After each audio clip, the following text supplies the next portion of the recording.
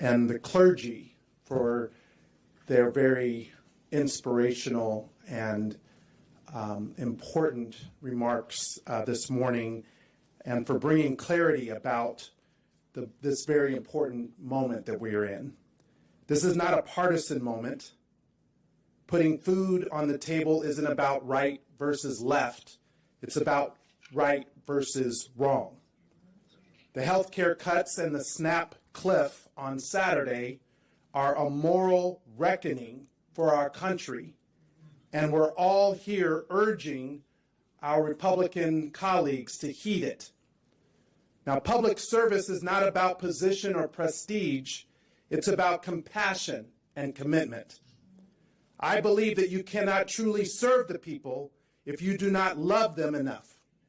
Love them enough to fight for their health care, to make sure that no family goes hungry, and to ensure that everyone has a safe place to call home. Love is what drives us to expand access to affordable health care, to strengthen food assistance for struggling families, and to invest in housing so that every child can grow up with stability and hope. Love means building a system that lifts people up, not leaves them behind. Because when you love the people, you fight for policies that protect their dignity, their humanity, that reward their work and make life better for every community, not just some. That's how we serve. That's how we lead. And there's no person that is leading this Congress better in listening to the people, learning their needs, and lifting up their voices than our Democratic leader, Hakeem Jeffries.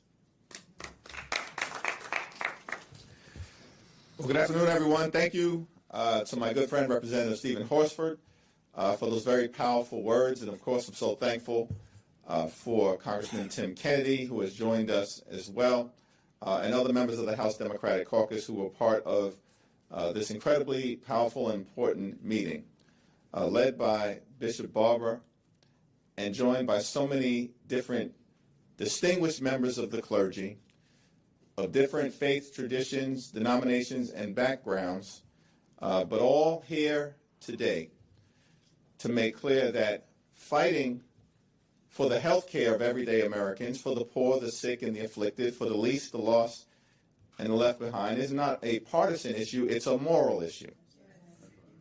And standing on the side of the health care of everyday Americans is the right place to be.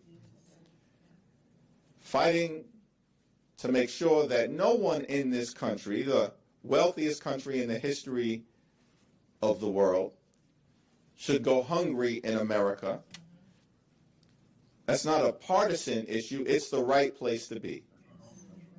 In every faith tradition, as we will hear. So we're so thankful for their moral leadership, thankful for the moral clarity that they've brought to this issue, thankful for the inspirational wisdom and vision that was imparted to us as members of Congress, standing on the side of the American people.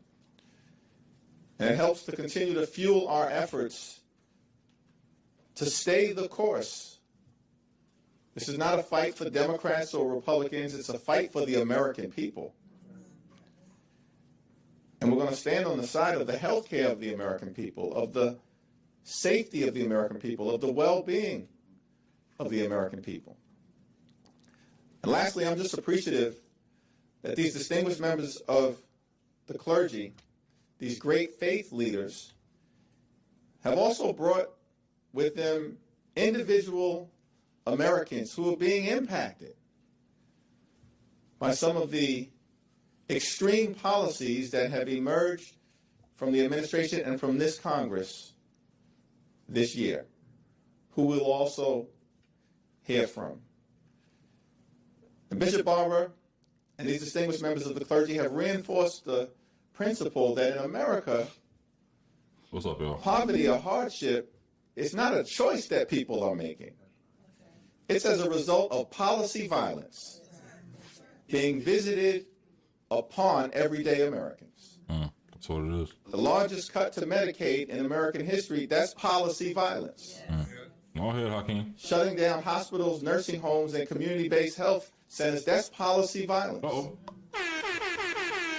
Ripping food away from the mouths of hungry children, seniors, families, women, and veterans, and using them as a political point, that's policy violence. So what is people losing their jobs to AI? Is that technology violence?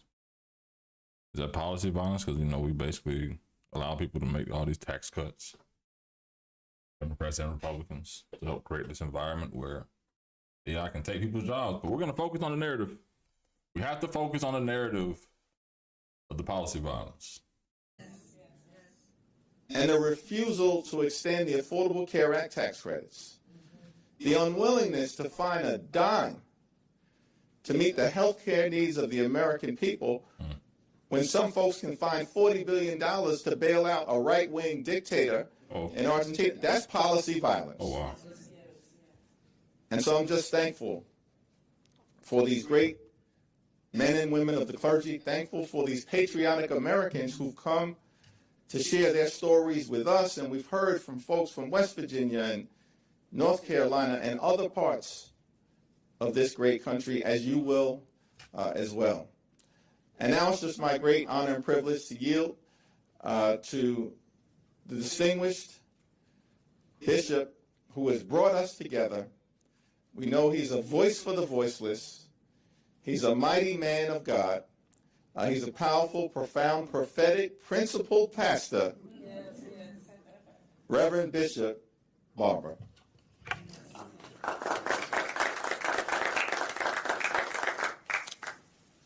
We come here today to put legs on our prayers. We heard the leader in the fight for health care and the fight against this big, deadly, ugly, destructive bill declare some words that we've used in the movement, that something is wrong when you pray, P-R-A-Y, at the opening of Congress, and then you pass policy violence that prays, P-R-E-Y-S, on the very people that faith tell us ought to be the central concern of government and policies and not the last. We've come here today thinking about and lifting up the 140 million poor and low-wage people in this country, 43% of our nation adults, 51% of our children, 87 million people who are uninsured or underinsured, who already are before these massive cuts that will only make things worse. Today, I want to do three things in the time that we've been allotted. I want to share a little bit about why we came, but first I want to have Reverend Dr. Hannah Broome read just off the numbers from the South only.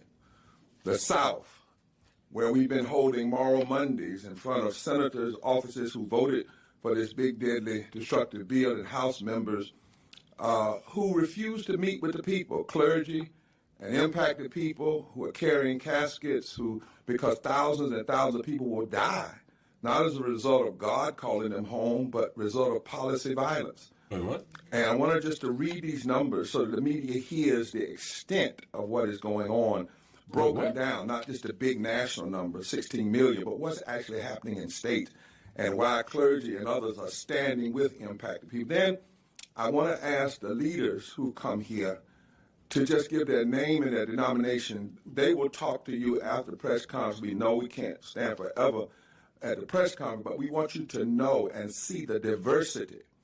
That when we talk about faith and moral leaders, we're not just talking about black church leaders, we're not just talking about traditional denomination, we're talking about Jewish and Christian and Muslim and people of faith and women and men and diverse groups, predominantly black histories, diverse histories, who are coming together because all of our religious traditions remind us that if we don't stand up for the poor, the least of these, the sick and the uninsured, then everything we claim about faith remains suspect, deeply suspect. So I want them to introduce themselves and say what group they represent so you know who came today to bring with them the impacted people. And then lastly, we have some impacted voices who are the most important voices today. We can't get them all in, so we're actually releasing today a video that was prepared for this meeting. It can go out to the members of the media, we send it to every member of Congress so you can hear the pain and see the faces. It's time that we put a face on these numbers. And we want you to know we did ask Mike Johnson for a meeting. He said he was too busy. We said it was interesting because the government shut down. But we're going to keep coming. We'll keep at it. We'll do it by Zoom. We'll do it. But we are not prophetic voices for any party. We are prophetic voices for the truth and to stand on the side of the least of these. So if those, first of all, powerful religious leaders who are supporting the testified would you come real quickly and say who you are? Then Hannah's going to take about 30 seconds and read off these numbers from the South. I want to make a statement or two and then have these testifiers, Mr. Leader, to hear, because what you heard in the room, the American public needs to hear. Because if you hear it, you'll understand why the leader and others are not going to turn back on this fight. They're just not. They can't, because it's about real people's lives. Would the leaders just come quickly and share who you are?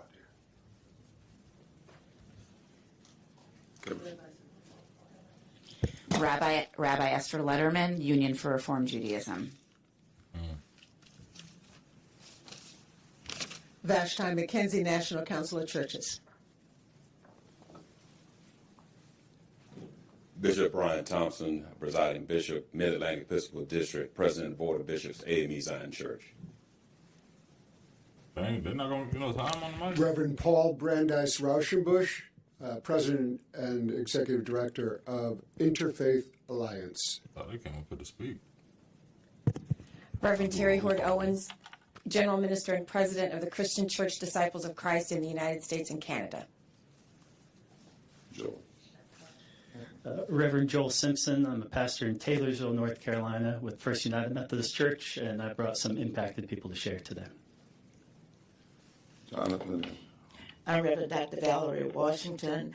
I'm the pastor of Hewlett Temple, AME Zion Church, also a professor at Simmons College of Kentucky. Thank you. My fellow Red Letter Christian here. Reverend Todd Geary, Senior Pastor of the Douglas Memorial Community Church in Baltimore and Chair of the Board of Red Letter Christians. Jonathan Wilson Hartgrove, a Red Letter Christian, a Baptist, a proud evangelical who loves to preach God's good news to the poor. Amen. Reverend Ryan Stess, United Methodist pastor from Louisville, Kentucky. We come today, and these clergy said that they wanted to stand with impacted people. As Jonathan said, he's an evangelical. I am. True evangelicalism, did I miss someone? Starts with good news to the poor. There's no such thing as an evangelicalism that turns its face away from the poor and works more on behalf of the greedy than it does on behalf of those who are in need. We come here today because our faith demands it. Jeremiah 22 says that when we come to the places of power, we're supposed to say to leaders, rescue the people from the oppressor's hand. We're supposed to say, don't do any violence or pass policies that will kill and destroy people's lives. And we are supposed to have good news and welcome for the immigrant. Our text that Jews, Christians, and Muslims honor tell us that we must care for the least of these. And the question is not, did we pray? The question is, where were we when people were hungry? Where were we when they were thirsty? Where were we when they were immigrants and strangers? Where were we when they were sick? We are called to have good news to the poor. That word literally means protokos, those who've been made poor by economic policies. We also come here because we are saying America must be who she says she is. And who she says she is a place that is supposed to establish justice, not establish injustice.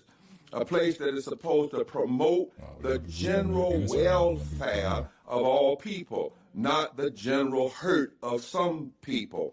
that we are supposed to be a place that provides for the common defense, not just the defense of the lobbyists and the defense of the greedy. Damn, what the We have lobbyists named do? this bill the big, bad, deadly, ugly, destructive bill because it does not heal, it hurts, especially poor and low-wage people. We know that 51,000 people, according to studies by Yale and Penn, will die as a result of the impacts of this bill in the first year. And in a moment, I'm going to have Hannah read you some real numbers.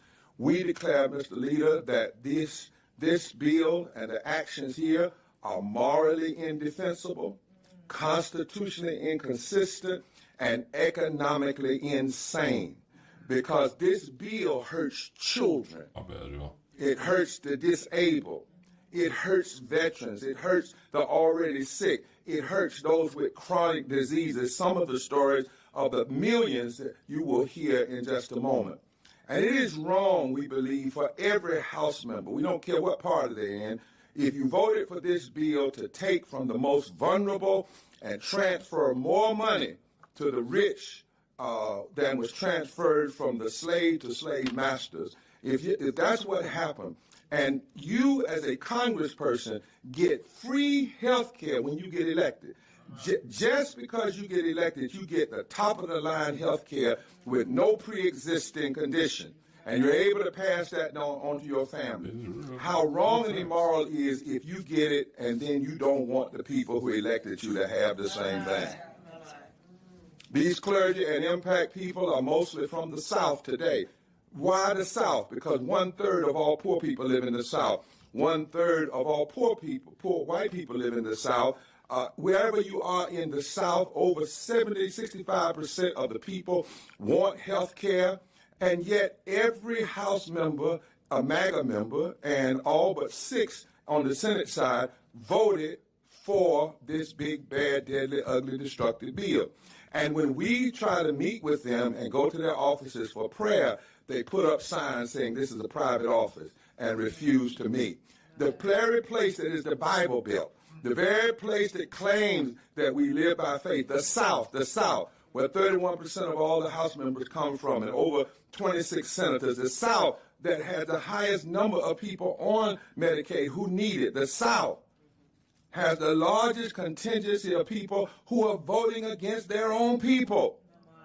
And so we've come here, we're diverse, because when people are sick. I hate to say it, but we got to let it crash and burn.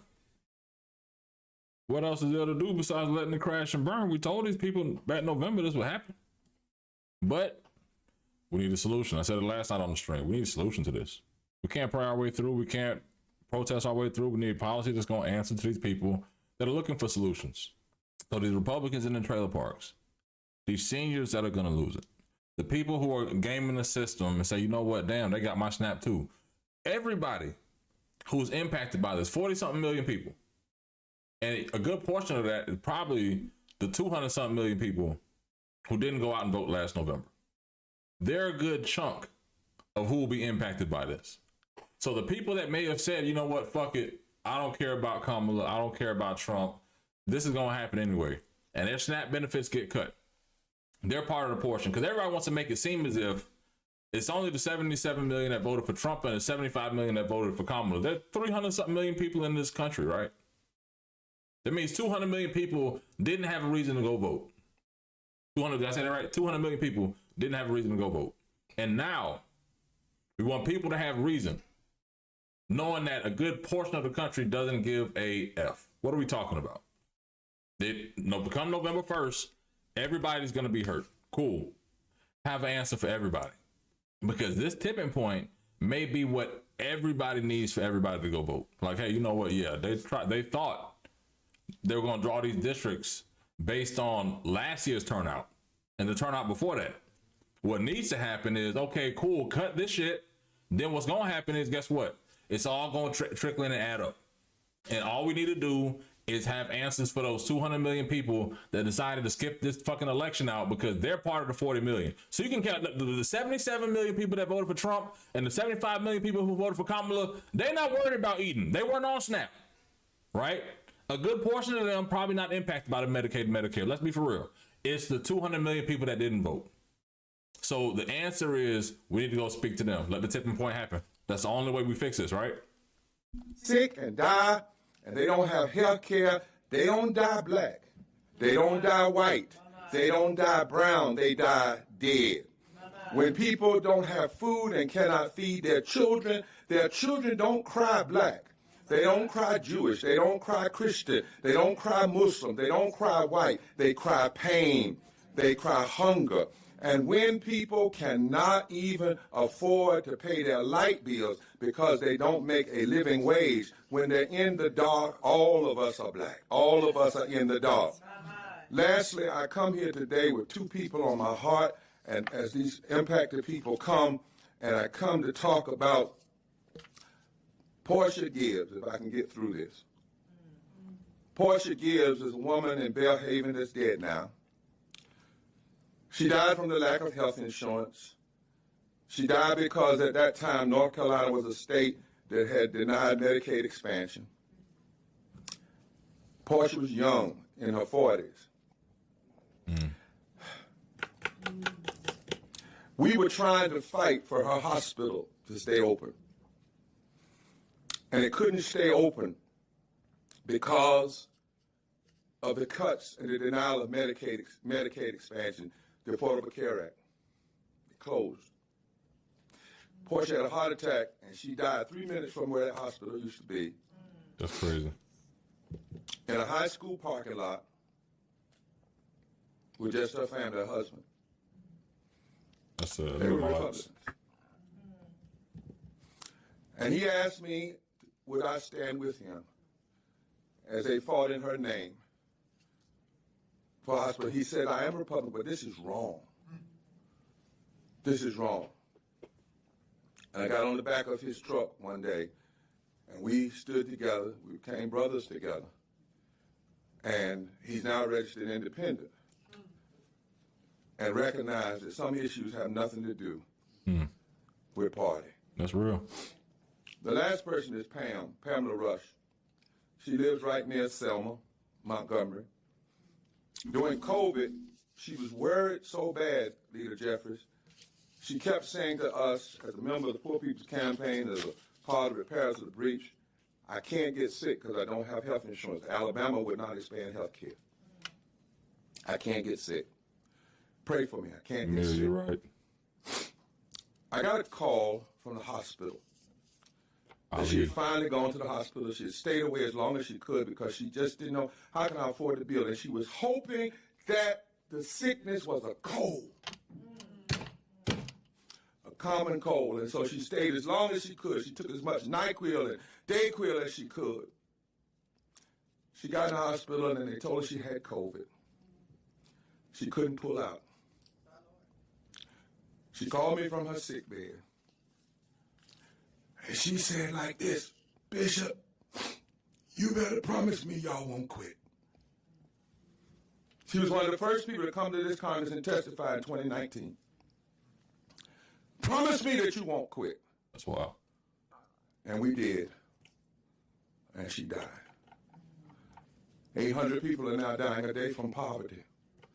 When we got to 500 dying a day from COVID, we said it was an epidemic. What is it then when people are dying from policy violence? In her name and in the name of so many others whose voices have now been hushed on this side of glory, and whose voices we must take up, and whose voices we must amplify, who are living now but could be dead because of policy violence if we don't stand up. We come. And we will not retreat, and we will use every nonviolent tool at our disposal to call this nation, this Congress, to stop all of this partisan fighting and get down to the business of the people. Open this government so that you can open up good news to the poor, and so that you can establish justice, because anything less is morally indefensible, economically insane, and constitutionally inconsistent. Hear these testifiers as they come. We're going to ask Joel, come on, Hannah, real quick and read those. And then we can't do them all, We're going to have 2 or 3 that will come, and we want you to hear their stories and then take questions. Hannah? Real quick, before the lady steps up, somebody asked in the chat, why doesn't the churches help out with people like they used to? I think the bigger issue is in certain communities, especially in the South, after the pandemic, a lot of people didn't go back to church, right? A virtual church. And a part of it is, I think through the production of churches, you only maybe have the big name pastors, the YouTube pastors, and those small mom and pop churches, or the ones that really work for the community, they're stretched for funds. And because they're nonprofits, they can't really operate like they used to, or some of them don't have schools or extra real estate that they can rent out facilities and garner other additional stuff. A lot of them end up tag teaming with the food banks in some aspect to give out. So they're already kind of tagged in, I assume, with some of the outreach efforts that's already happening. So they may be stretched thin. But I also get the fact of some of these pastors and parishioners come off as paid actors. But Reverend Barber's been pretty legit on some issues. He seems passionate about the healthcare issue, like he wants to almost label it a big, beautiful bill. I thought that's what he was talking about at first for a second, but he did get into the healthcare piece, which always works. But let's keep going here. We're going to get to the next one after this. We got Wes Moore speaking. From the report of Institute for Policy Studies, this is the increase in uninsured due to changes in Medicaid, and then the next number will be increase in uninsured due to changes in ACA subsidies. Alabama, 18,000 will be increase in uninsured due to changes in Medicaid, 28,000 increase in uninsured due to changes in ACA subsidies. Florida, 65,000 increase in uninsured due to changes in Medicaid, 500,000 increase uninsured due to changes in ACA subsidies. So right there, we're getting a sample of what it's like. Now we want to put some faces on that. What we wanted you to hear was a sample of the numbers. Okay. So we want to ask our dear young man from Taylorsville if he would come, the sister that also testified with him. We want to ask our dear sisters from West Virginia if they would come. Come on in this way, y'all stand together. Okay. Thank you. We want y'all to hear from these, and they represent so many of us.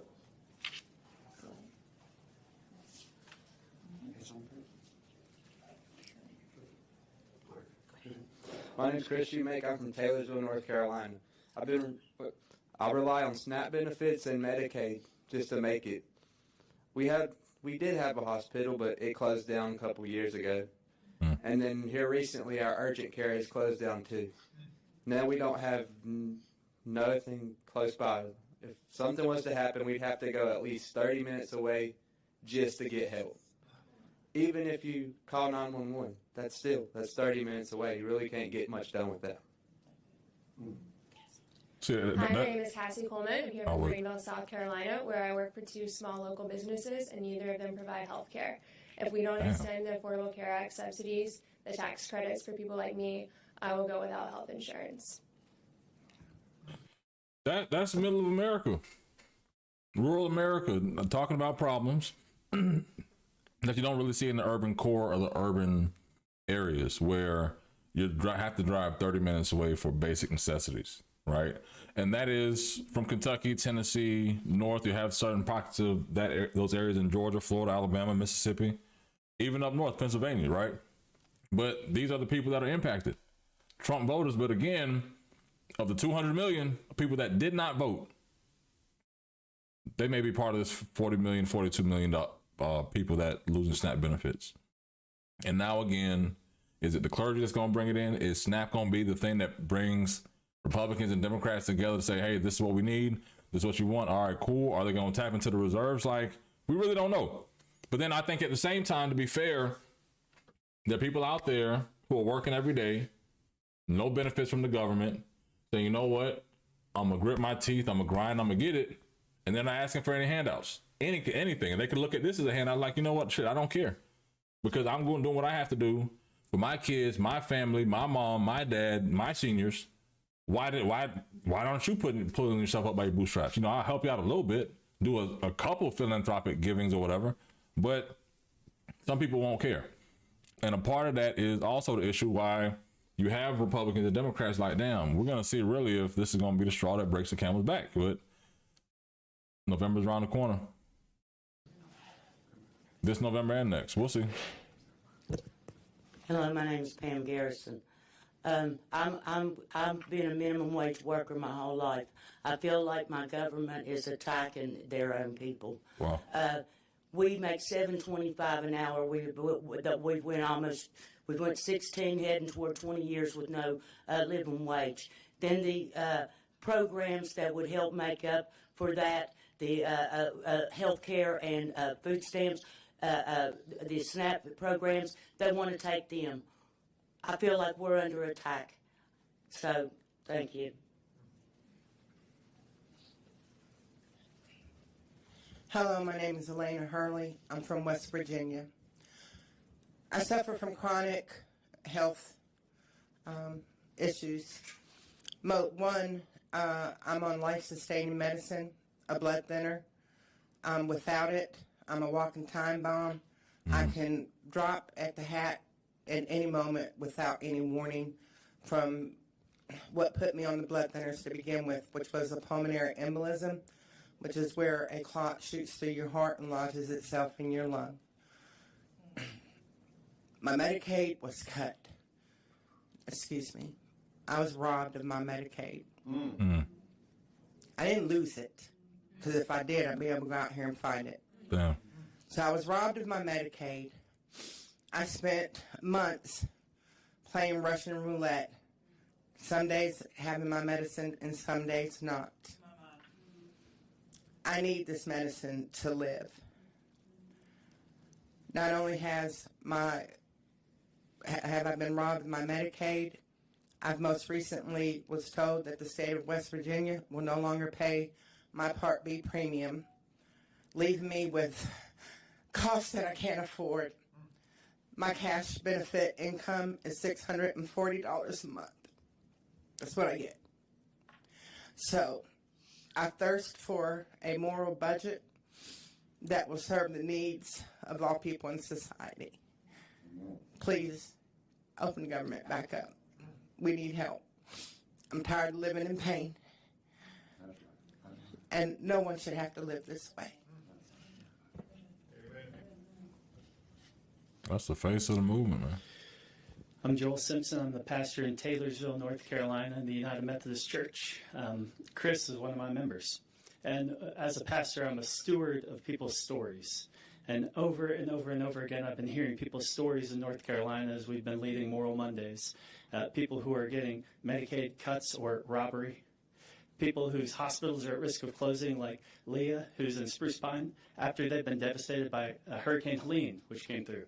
Now their hospital's at risk of closing. And her and her husband have been to the hospital 4 times this year, to the ER. And if that hospital closes, they'll have to drive over an hour to Asheville to get any care they need. Her most recent hospital visit was a stroke, which will require ongoing care. And she said, if this hospital closes, we can't afford to go to Asheville, and what will we do? Can we even move?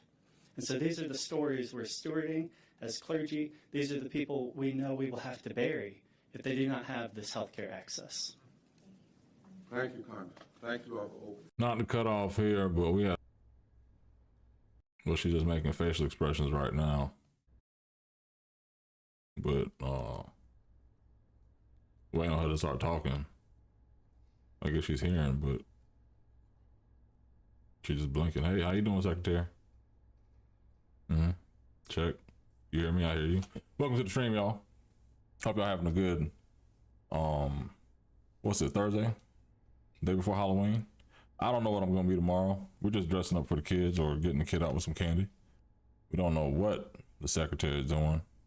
What is this? She's nodding her head. Y'all see this? Is this AI? I don't even see people do this on the Zoom meeting. You know, it's really incredible.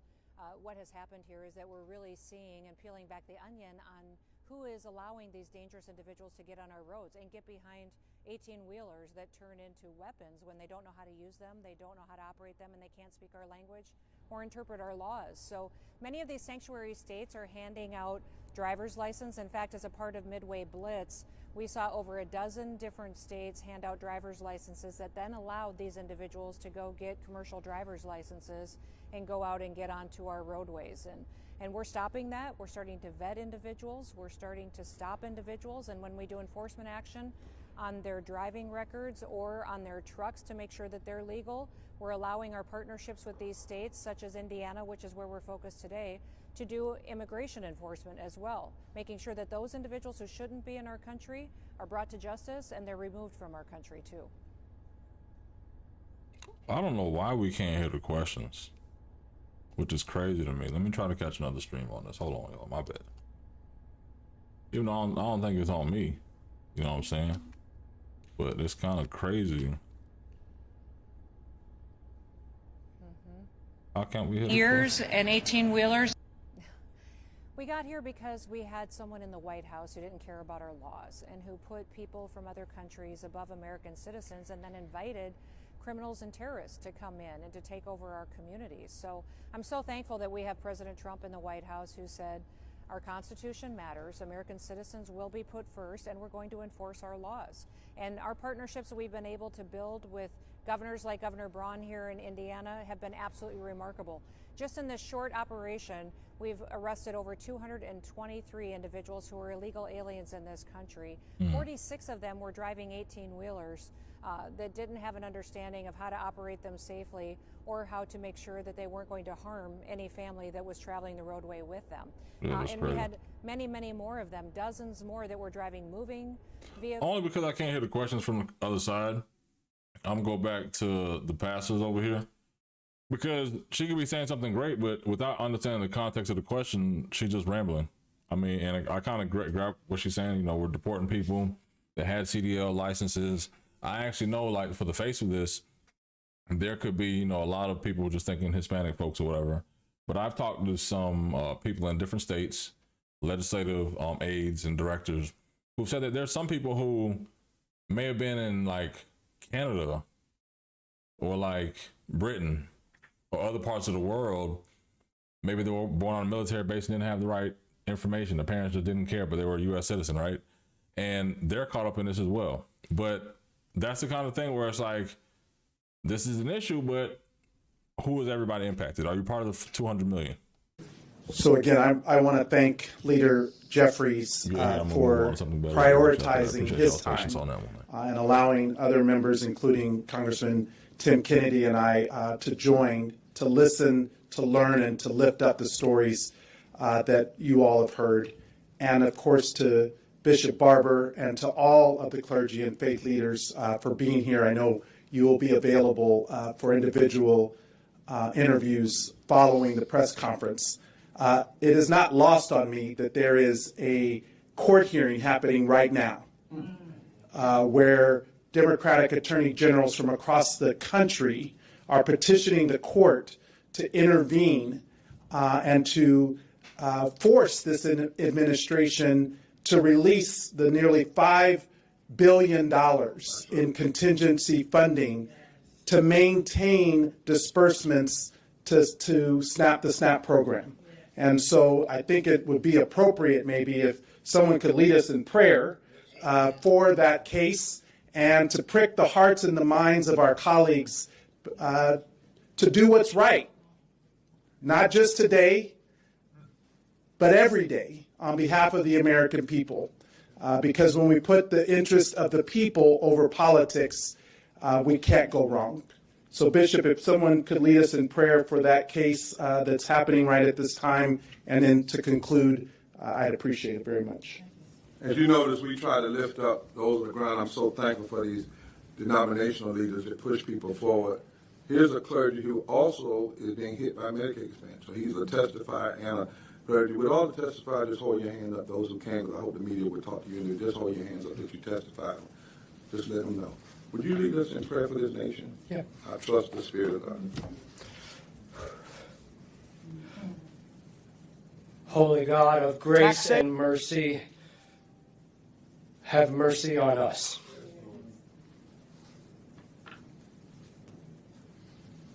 God, give us your compassion. We all pray. Help us see others as whole people, not as problems to be fixed. We praying on the stream, man. Put your phone Or down. memes to be swiped left on. We praying. May we learn the names of our neighbors, even the ones that live outside.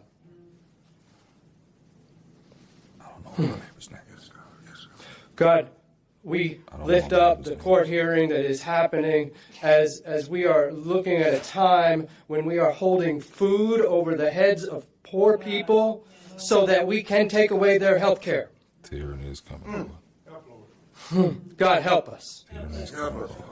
When the cruelty is the point, when the cruelty is in our face, God, give us your mercy. May your spirit, may your presence, may your protection be with a hurting nation.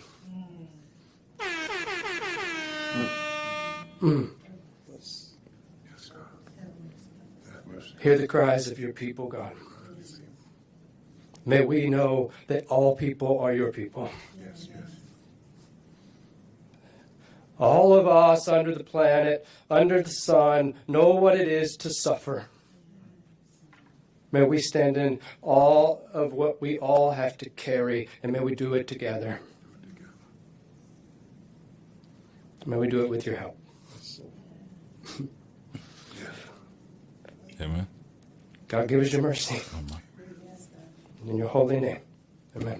Amen. This is a season for long prayers. Thank you to the bishop Thank and you, to the Lord. clergy and to those who have brought your stories and your voices. We will continue to listen.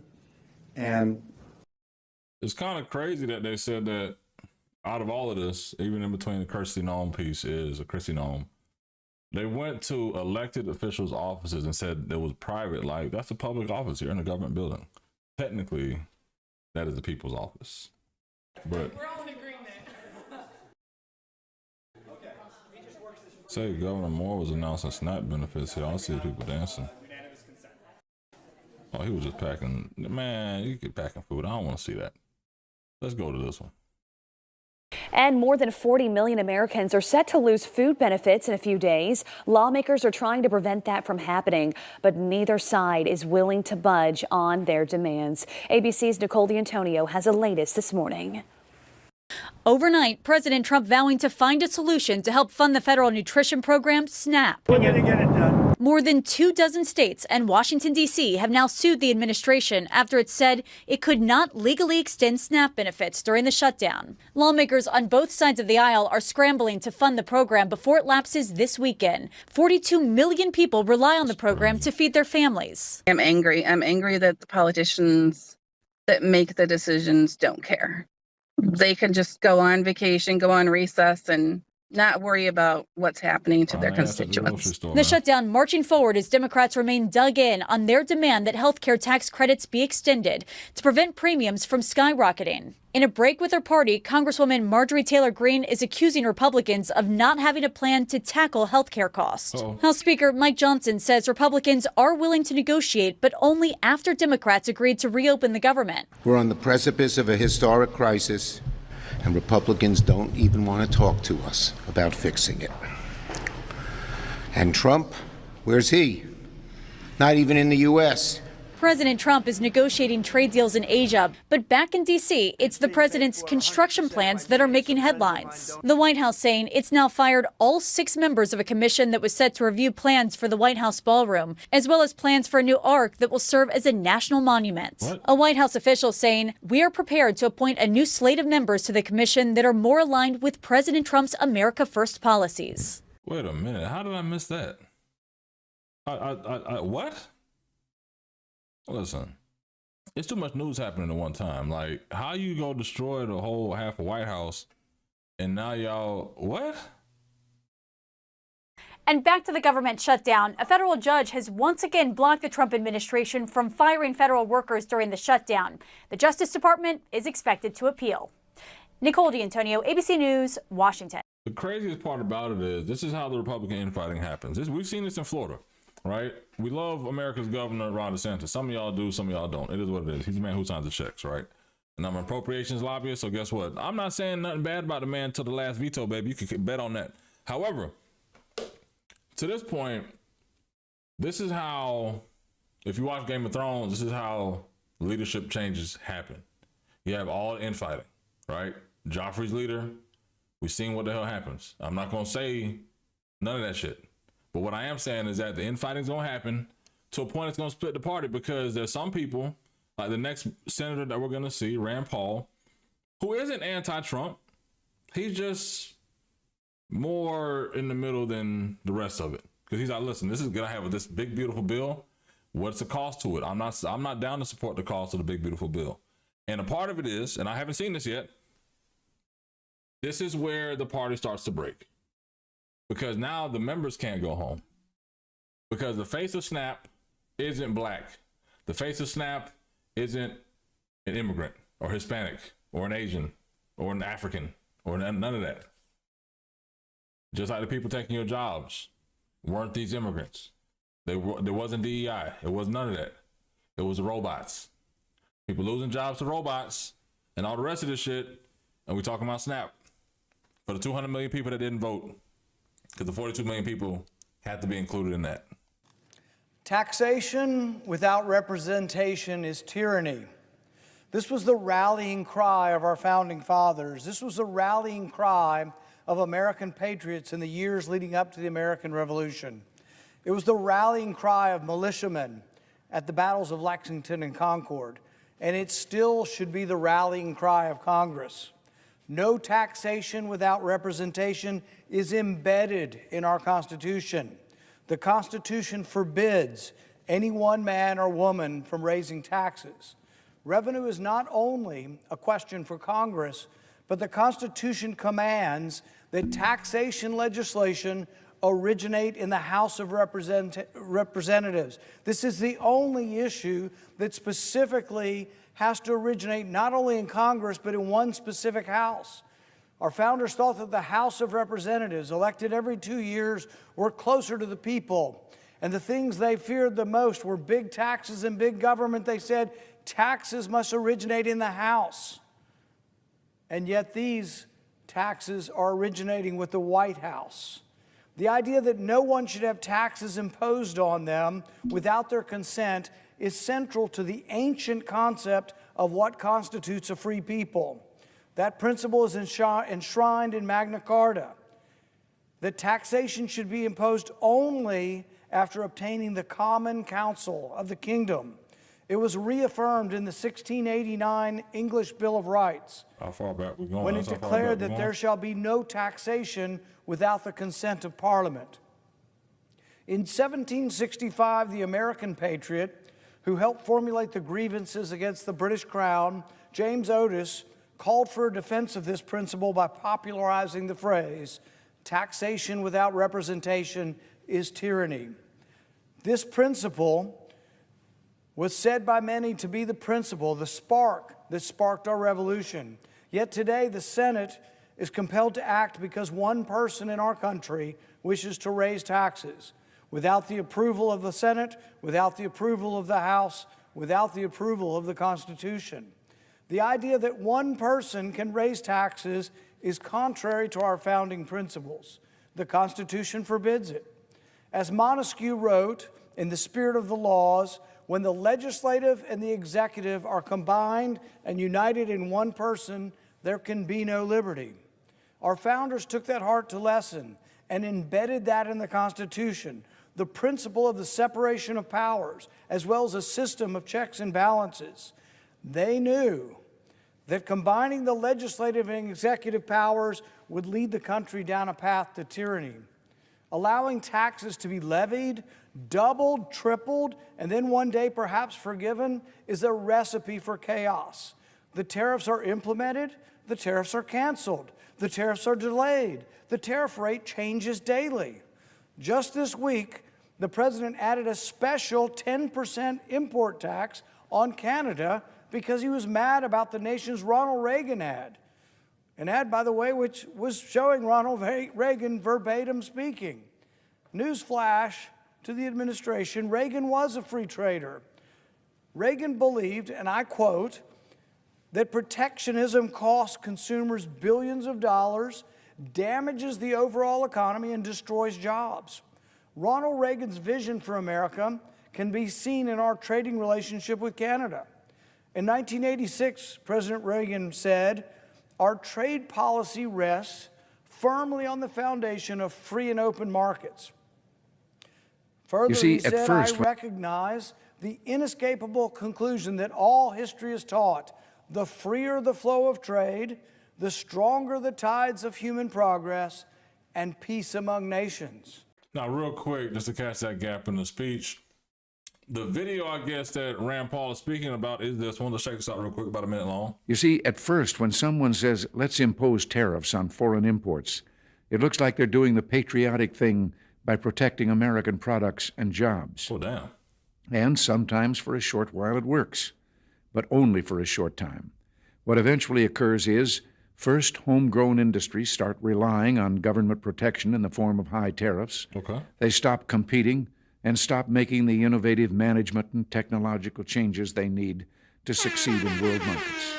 And then, while all this is going on, something even worse occurs. High tariffs inevitably lead to retaliation by foreign countries and the triggering of fierce trade wars. The result is more and more tariffs, higher and higher trade barriers, and less competition. So soon, because of the prices made artificially high by tariffs that subsidize inefficiency and poor management, people stop buying. Then the worst happens. Markets shrink and collapse, businesses and industries shut down, and millions of people lose their jobs.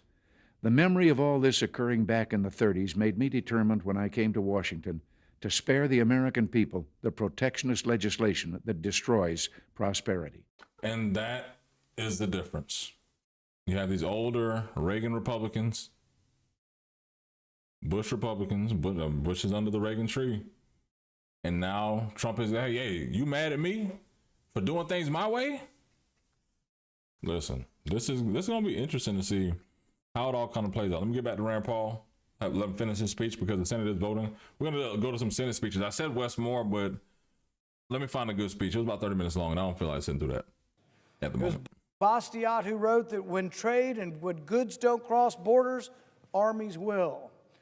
It's not a guarantee of peace, but one way to achieve peace is to attempt to have good relations and trade with all nations. No country, no business, no family can plan a budget when the tax rates, the import tax rates, and the cost of every commodity are determined by the whims of one man. There are now tariffs on steel, there are tariffs on aluminum, there are tariffs on lumber, and they change from day to day. But not one of these tariffs was voted on by the people's elected representative in Congress. These tariffs are simply announced by presidential proclamation.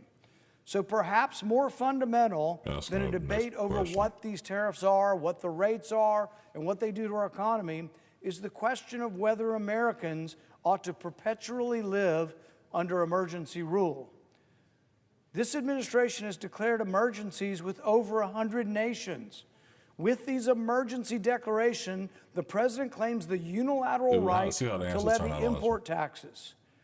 Think about this. What do you think of when you think of an emergency? You think of a war, a tornado, a famine. You don't think of trade policy that all of a sudden we have to give up on all of our constitutional prerogatives, all of the separation of powers, all that is embedded in the Constitution because there's an emergency in trade policy. If that were true, imagine what emergencies might come forward. Imagine where we would be and what lack of restraint would happen. And for Republicans, imagine what it's going to be like when someone from the other party is elected and they declare an emergency over the climate and ban cars or whatever might happen. We shouldn't be living this way. People say Congress is messy. Congress goes to gridlock. It's called debate. It's called discussion. And the only way we typically get somewhere is we have to agree with some people on the other side. That's one of the things we're trying to overcome now. But our founding fathers anticipated that a president might attempt someday to usurp the powers, the constitutional powers of the legislature. Madison wrote that our constitutional government would pit ambition against ambition. The ambition of a president or ambition of the Congress to usurp power will be checked by the other guarding their power. That we would limit the power of any one branch through checks and balances and prevent abuses of power. Madison, if he were here today, would be aghast to witness today's If he was around today, he would be too old. His health insurance costs would be about $1 million a month.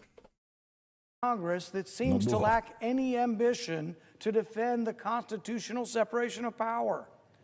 Emergency rule rejects the premise of a constitutional republic with limited powers and full accountability. Emergency rule is ruled by one person. We will perpetuate emergency rule that provides the president extraordinary powers to tax us without our consent. Is that what we're going to allow? Or will we restore constitutional government in which taxes are debated and voted on by the people's representatives? I, for one, still believe in the principle of no taxation without representation, and will vote to terminate this contrived emergency and end these unconstitutional import taxes. Well, we hear that from Rand Paul. Let's go to the floor. Old man Grassley was speaking earlier, and I'm a very strong proponent of some kind of, not term limits, because I do think that there's a brain drain when people will continue to leave the process, and you have young people who don't know what they're doing. Then it becomes a staff-driven process, which it's really how a lot of legislatures work, state legislatures work. So in Congress, it'll only get worse, right? But for that part, I do think that when you are like 85, 80 plus, you really just need that's when your term limit should start. You feel me? Like, that needs to be the automatic trigger. You're 82, guess what? You're on borderline senile. Go focus on your family, go focus on your loved ones, spend these last years of life enjoying them. You don't have to serve anymore. Serve at like emeritus member, like that board of directors type shit, right? That's how it should be. You should be counseling other members. Go work at a heritage foundation or some other shit, right? But there does get a point of, I think people get too old. I think, yeah, term limits should start once you turn 80. You have a 4-year window to get the fuck out, right? I think that's what keeps it fresh. Because anything less than that, they're going to like stay in forever. And we don't need more people dying in office because they become jungle primaries. You get people who just want to make a name for themselves. And then you never push America forward. You have this constitutional gridlock of bullshit. But either way, thank y'all for liking, subscribing, and tapping in with your boy today. I appreciate y'all time, for real, while we're watching the news. It's good to see the great senator from Iowa. You're recognized. Thank you. I'd like to recognize a fellow University of Northern Iowa Panther, Carol Whitmore of Des Moines, Iowa. I recognize her for something more important than just being a fellow Panther. She was elected in August as the 117th National Commander of the Veterans of Foreign Wars, VFW for short. Hold on. I'm sorry, hold on, wait. Susan, I appreciate you. I didn't even realize you stopped and gave me a contribution this morning for coffee. Thank you so much. I'm a tea drinker. I'm gonna get some tea. Thank you, Susan. I do apologize. I wasn't checking the chat like that. I was, talking, trying to get the stream together. Thank you so much for your contribution. Really do appreciate it. And make sure y'all like and subscribe. One more thing. Give me 2 claps and a Ric Flair. Thank you, Susan. You're amazing. I really do appreciate you, man. Hope you have an amazing day, too. The significance of Carol's election. Carol is the first woman and the first Iowan to be elected as National Commander of the VFW. And I had the pleasure of congratulating her in person during a meeting in my D.C. office here recently. After enlisting in the Women's Army Corps in 1977, Carol served our nation's military for 36 years. She was deployed in support of Operation Iraqi Freedom as a first sergeant for her unit and served as an Army nurse, becoming highly decorated. In recognition of her dedicated years of service, she has received several awards and recognitions, including the Legion of Merit Medal, the Bronze Star, 6 Army Commendation Medals, and the Army Achievement Medal. In 2012, Carol joined the VFW at Post 9127 in Des Moines, Iowa, where she continues to serve her fellow veterans. Carol represents the best of Iowa and the best for our veterans. Our veterans will be well served at the national level for advocacy and her commitment to service. Besides commending her, I want to commend all the men and women who are now serving in the military and those who have served for protecting Americans' freedom and liberty. I yield the floor.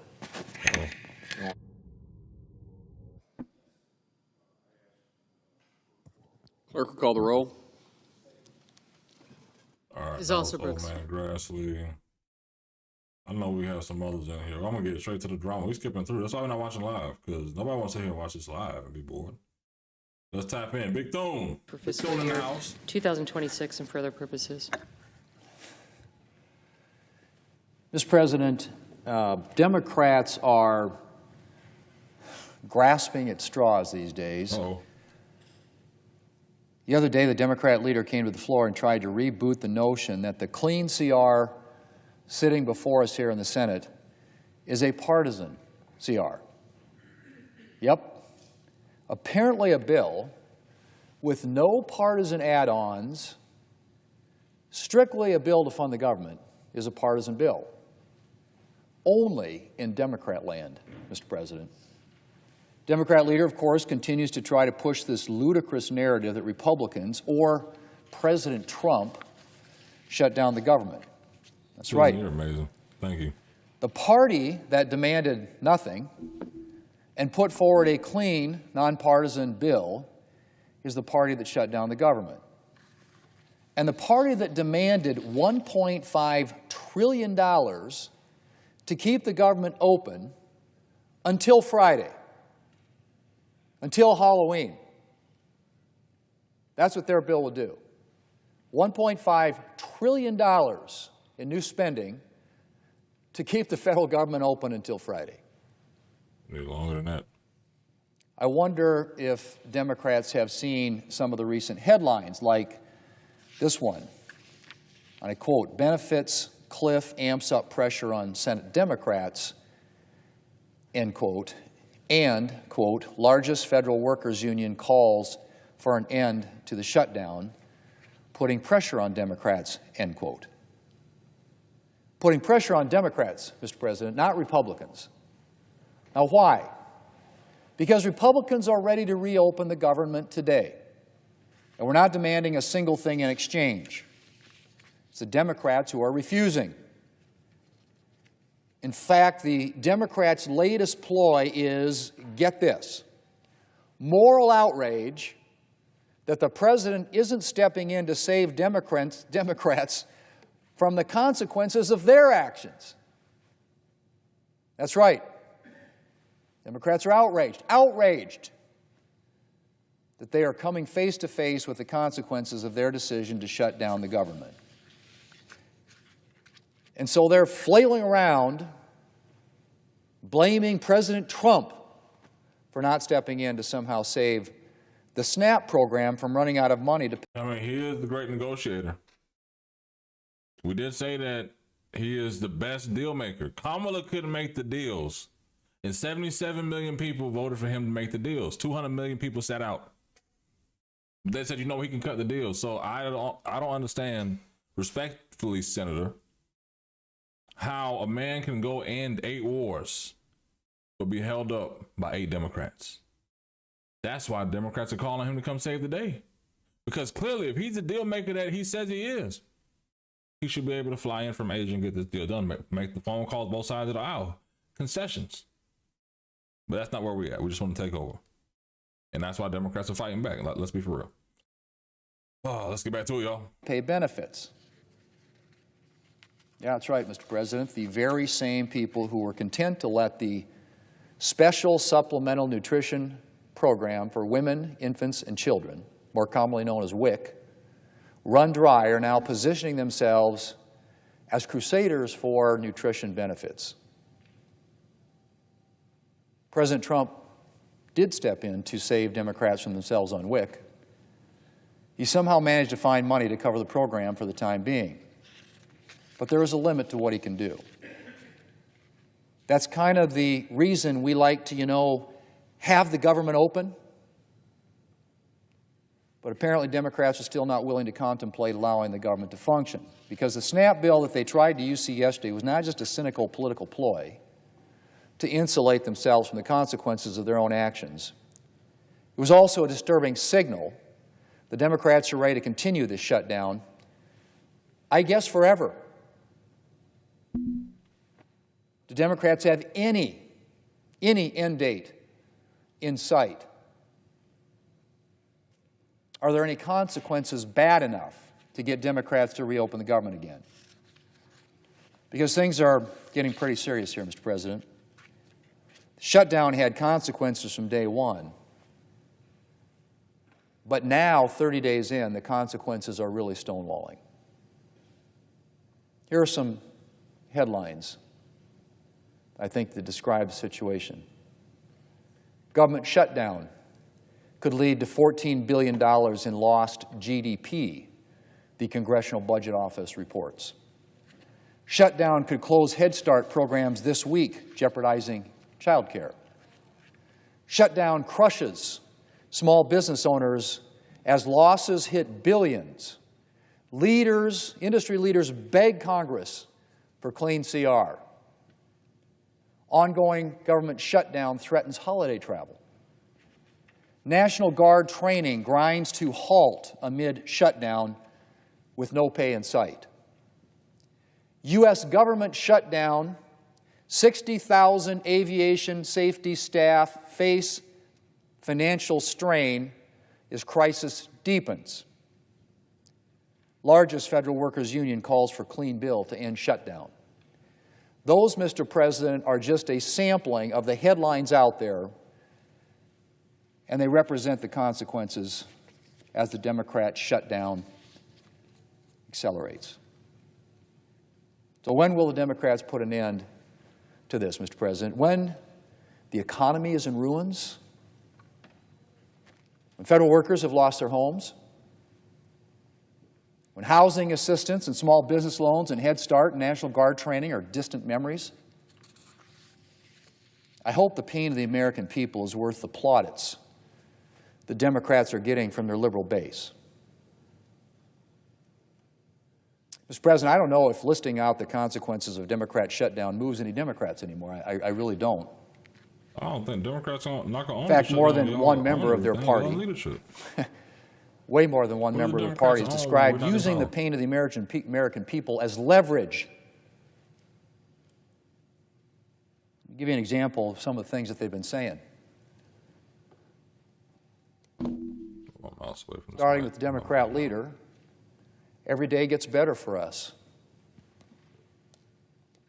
The whip, the number 2 position among House Democrats, says there will be families that are going to suffer, but it was one of the few times, or the few leverage times that we have. Senator from New Mexico, paying our troops gives the president more leverage. That's a really good reason not to pay the troops, right? There you go. Senator from Arizona asked about it, said, hey, I just go back and shut it down again. Senator from Delaware, frankly, this is our only moment of leverage, and although a very pleasant tool to use, very unpleasant tool to use. Yeah, it's unpleasant, all right, if you're a worker who's lost their jobs, not getting paid. And of course, the senator from Vermont, you reopen the government, we lose our leverage. It's all about leverage. That's what they're making it all about, man. Leverage. So the question is, when are American people going to matter more than their leverage, Mr. President? If there are any Democrats out there who can still see beyond the demands of their far-left base, if there are any Democrats who care about the damage that this shutdown is doing, then I have a bill right there at the desk. A clean, nonpartisan continuing resolution to fund WIC, SNAP, troop pay, air traffic controller pay, farm programs, housing assistance, our national defense, and every single other government priority. We just need 5 Democrats to show some courage and join the 3 Democrats who are already with us, and we can get this government open. That's all it takes, Mr. President. Everybody knows that in the Senate it takes 60 votes to do anything. And Democrats come down here and consistently say, well, the Republicans have control of the Senate, the House, the White House. You're going to take a balance, man. The Republicans in the House, the Senate, and the White House are all agreed. Open up the government. But you can't do that in the Senate unless you have 60 votes, meaning we have to have a few Democrats. We have a few already. We need 5 Democrats with a backbone. 5 Democrats with the courage to take on that far left base and say we care more about the lives of the American people than about gaining some political leverage. This takes 5, Mr. President. Enough is enough. I urge my Democrat colleagues to agree to reopen the federal government and to do it today. Mr. President, I yield the floor. And I suggest the absence of a quorum. Ms. Alsterbrooks. Ain't nobody in that chamber, man.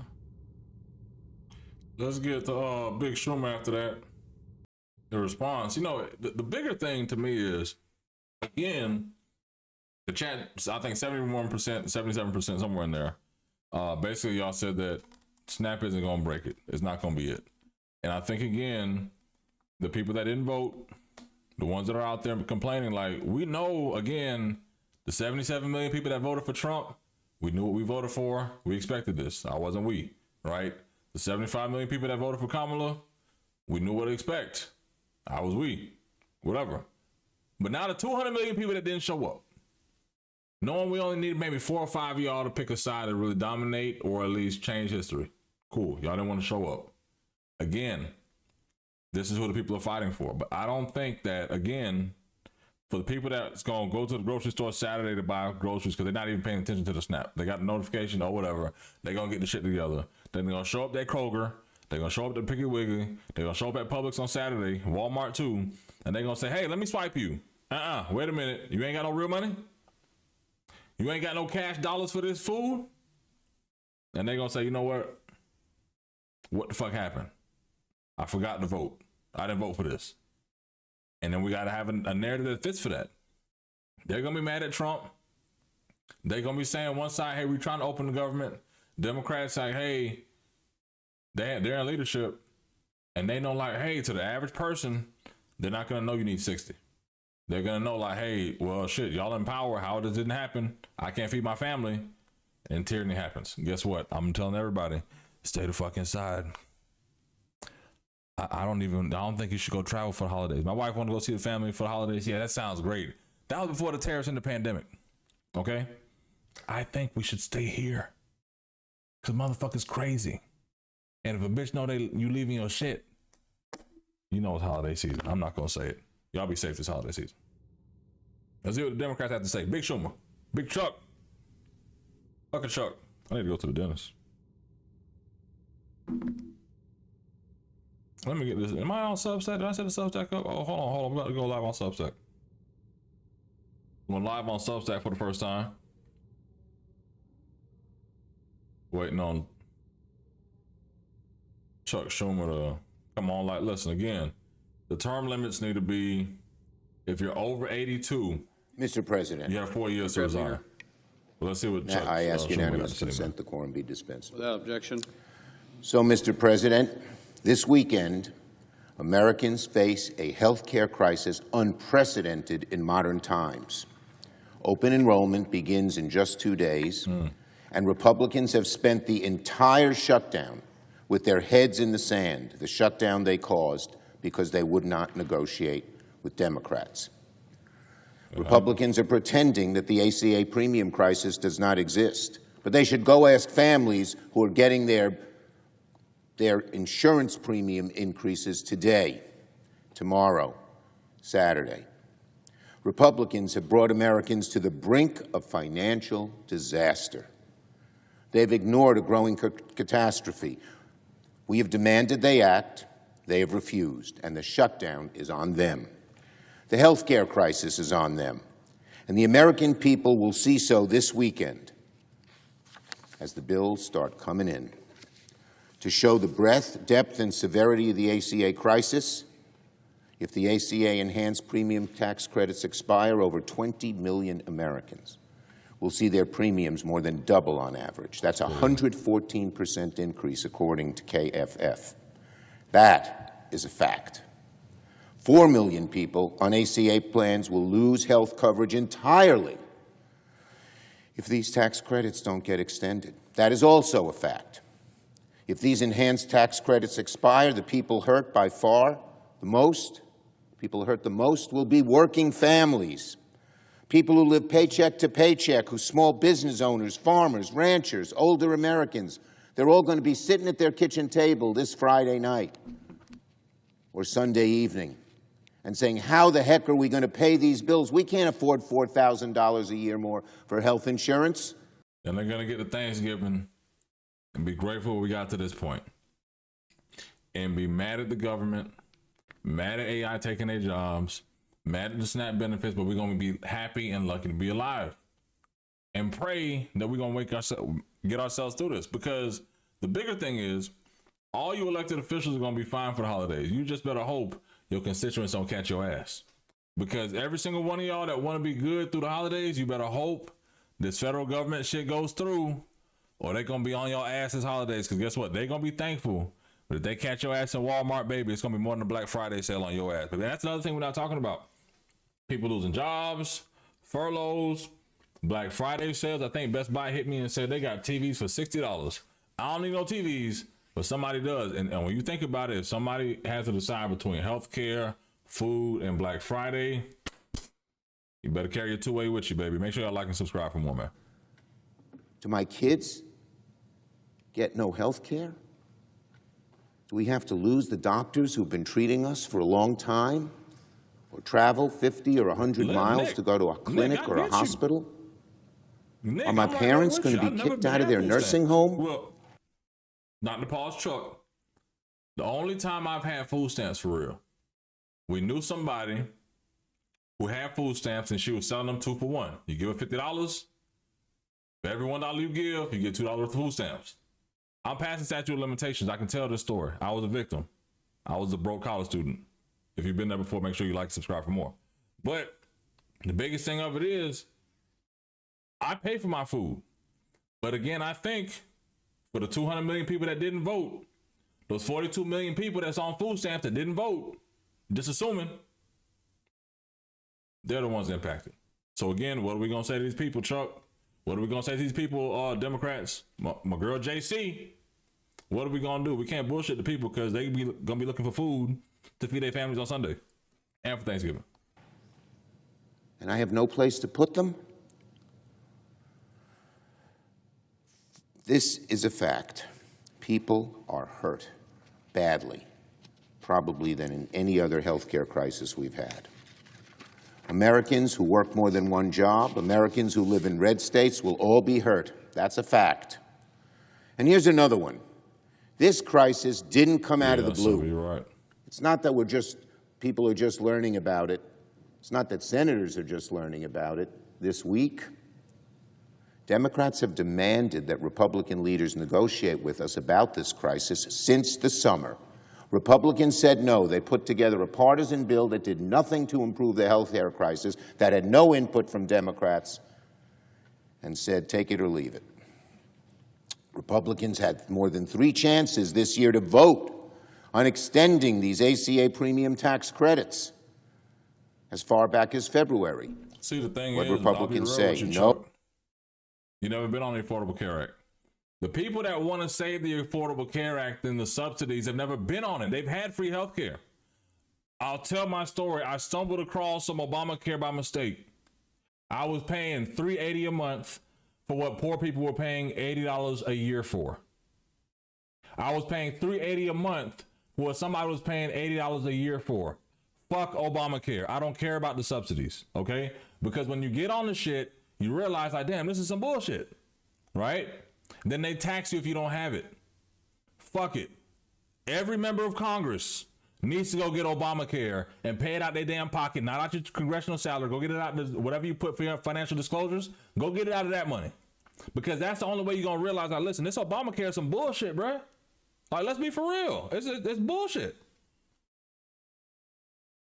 Oh, no, and no. Exactly, Joyce. Today, Republicans still insist. Joyce, the thing is, this is my issue, right?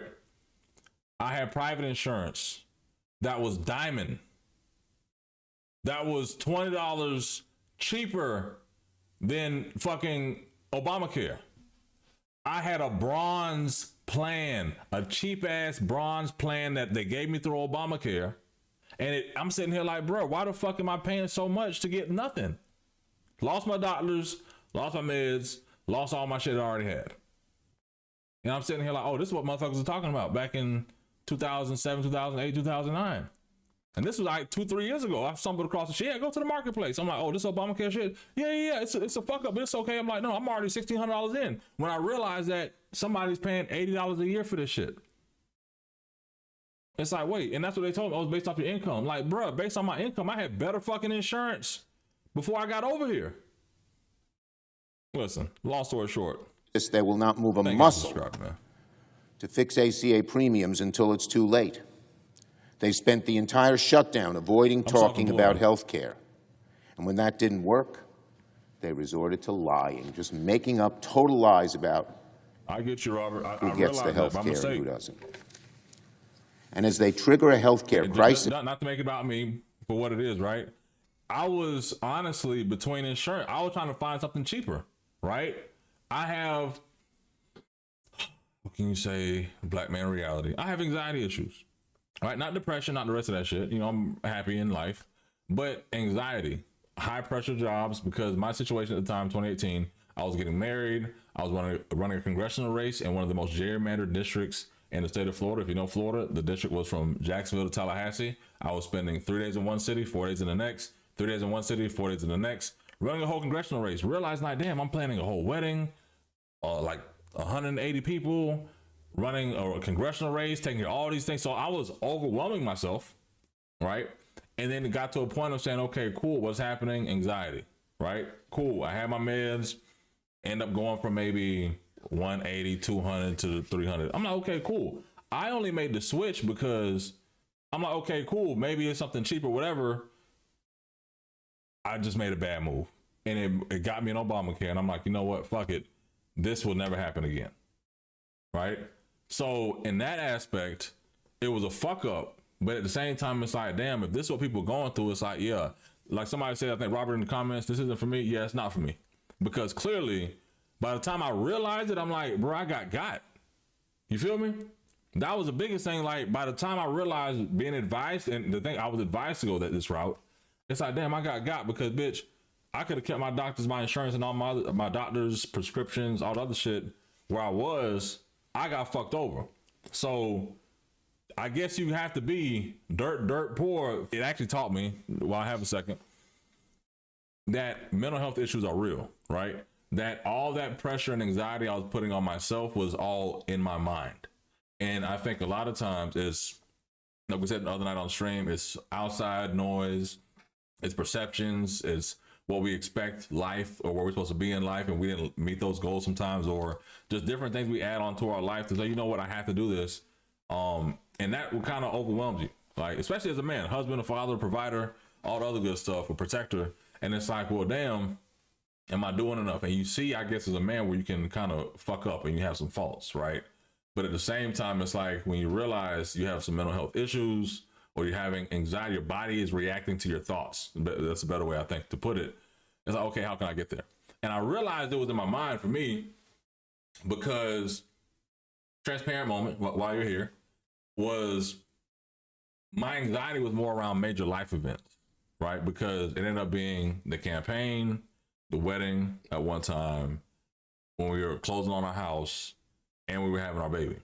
And all that together through having a good insurance piece, all the good stuff right at the time, that helped me realize like, damn, this shit, nobody, it's like and it's not to feed egos, right? I'm a love languages kind of guy, words of affirmation, physical touch, you know what I'm saying? But to the main point, it was like, I realized that how I was thinking was impacting me physically. So I had to release, smoke maybe a little more, a little less, physically exert. Gym, I still need to get there, run at least a mile a day, try to when I can, you know, but my neighbors have lost all the weight. My neighbors, no bullshit, been hitting the track, hitting the neighborhood. I'm like, damn, I ain't get my fat ass up yet. But to the main point, it's like, that was my issue. Anxiety, diet, and just overthinking. And sometimes it'll trigger and happen, but I have the proper meds now, go to work. But to the main point, my issue was the split 4 months I was on Obamacare. 4 months, about what, $1,500, $1,600 gone. I'm like, this is some bullshit. And I'll never, ever, ever go back to Obamacare again. So that was my piece, man. I appreciate y'all's indulgence there. They're also now triggering a hunger crisis. Trump's doing that, halting SNAP benefits, ordering his own Department of Agriculture to rip its own contingency plan.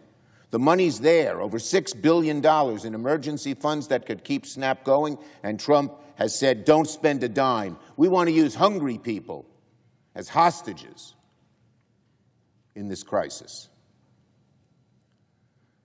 Trump is a vindictive politician and a heartless man. Meanwhile, here in the Senate, this is still Leader Thune's position on the ACA. Let's deal with this House fire later, but the House is on fire. Republicans are living in fantasy, pretending as if the issue will fix itself. But starting November 1st, so many Americans are going to have to make choices. Do they give up their health care?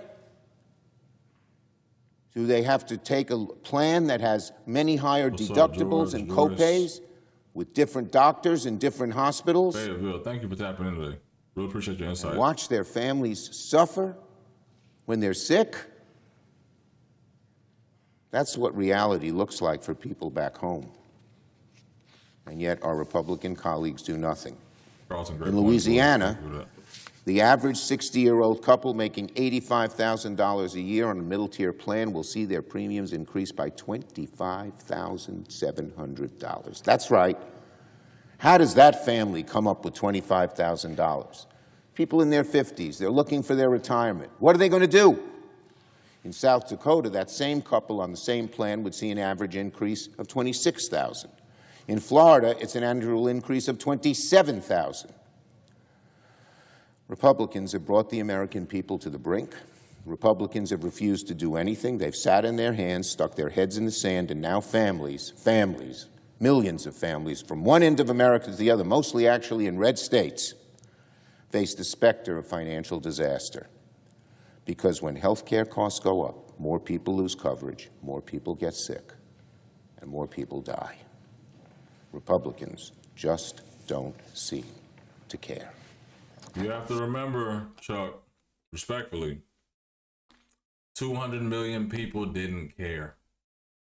200 million Americans decided, of those who may have been voting age, they didn't give a fuck about losing their insurance.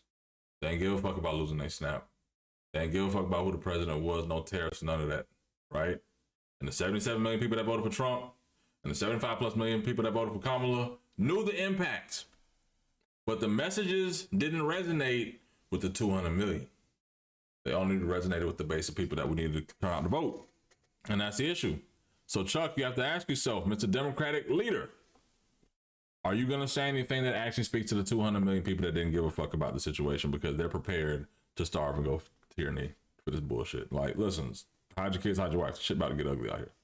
I just don't see how we continue to point the blame at the other side and say all this other bullshit again when people didn't show up. And this is what happens. You end the government handouts.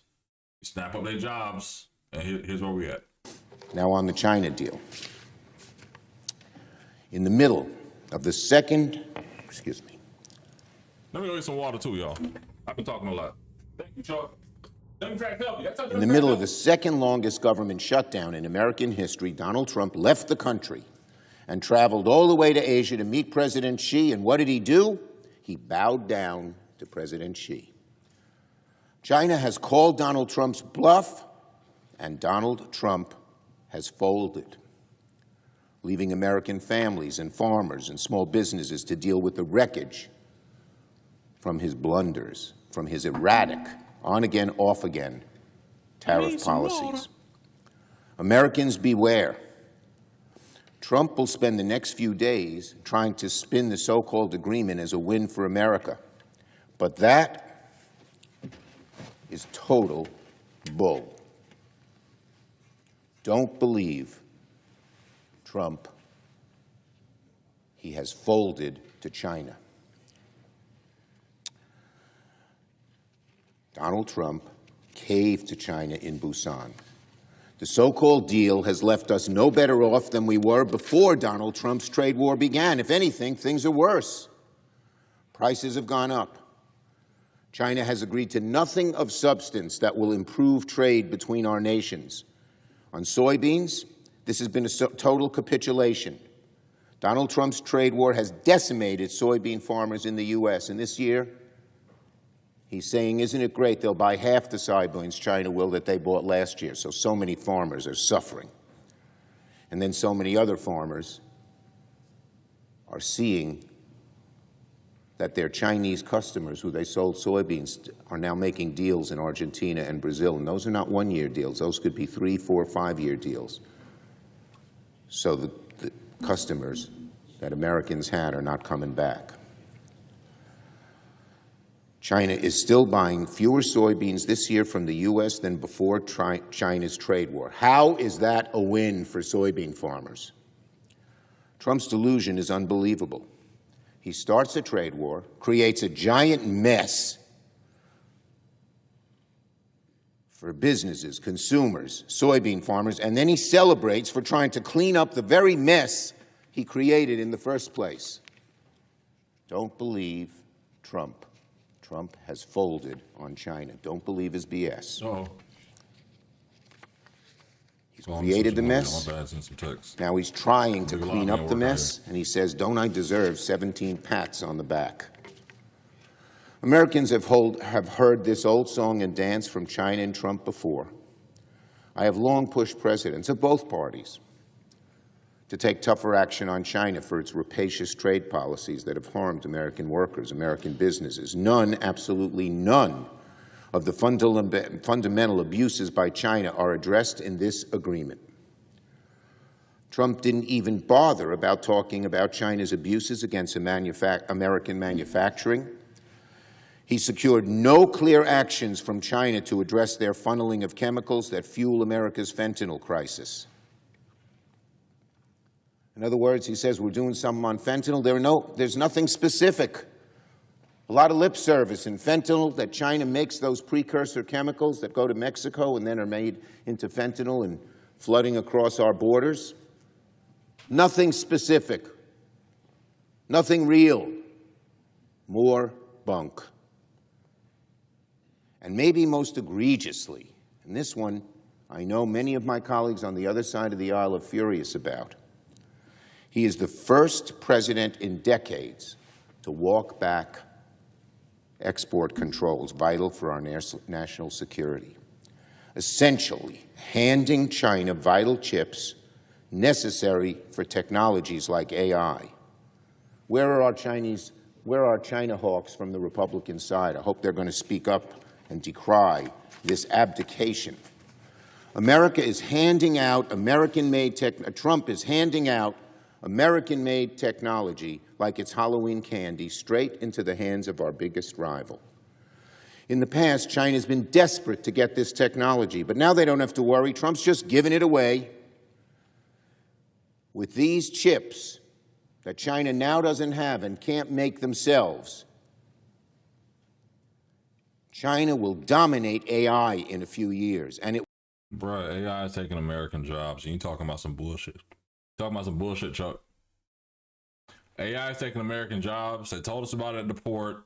and you're talking about some nonsense about Trump and China. And this is why Democrats fold and lose. And you have Mamdani about to damn near take New York because people realize y'all be on that bullshit, bro. As scary as it is, and even the calls I've been getting today in the past week about the races in New York is kind of crazy, right? We'll get there on election night. Make sure you're here November 4th. We may be going live 7:38. Listen, we're going to be here till Prop 50 gets called in, right? Once Prop 50 gets called, it's going to be on. But at the end of the day, I really wish that Democrats would make it competitive by having an argument that makes sense. You're talking about the AI chips and China and this deal, but what you're not talking about is, Mr. Chuck Schumer, you're not talking about the fact of, guess what? AI is taking jobs in your district, your community. People are losing jobs to AI. And you're talking about China. What are you doing to make sure these people have jobs? Not just the federal workers, not just the SNAP benefit workers, not the 200 or the 42 million people that didn't vote. I'm talking about, AI, real jobs that we're losing. It's not just like, don't just think it's like low-level blue-collar jobs. They're taking C-suite, executive-level manager jobs away from people with AI. They've had you feed this thing again for 3 or 4 years. Now they have a whole script, a language learning model of your job, knowing how you think in these situations because you done fed the beast, and GPTs help answer it for you. And now GPT's like, listen, yeah, you don't need that person. You can save about $300,000 a year by cutting these 7 positions, by not having to pay salary and benefits. And look what you can save. Yeah, that GPT's for me. What are we talking about? Like that, at the end of the day, when this shit hits the fan, that's when the real tyranny is going to happen. I don't think Snap's going to be it. I think when more people start realizing that the $3.2 billion UPS want to save and the $1 billion Amazon want to save is going to be based on the people who won't have jobs, that's when shit gonna turn up. It's gonna be more than canceling your Amazon Prime. I'm telling you. It will have severe consequences for America and for the world. When it comes to chips, Donald Trump, it's not America first. For you, it's China first. So you can have some picture that celebrates a so-called agreement that actually hurts us. America will regret the move of sending these chips to China for generations. Not yet. We will come in second on AI if this continues to happen. They will set the rules of the road. Hey, Dirty, you're saying something great because you know what? I think John Bryant, he said it the other day, those are going to be the jobs. HVAC, plumbers, those are going to be the millionaire jobs in this next wave because guess what? That's something machines can't do yet.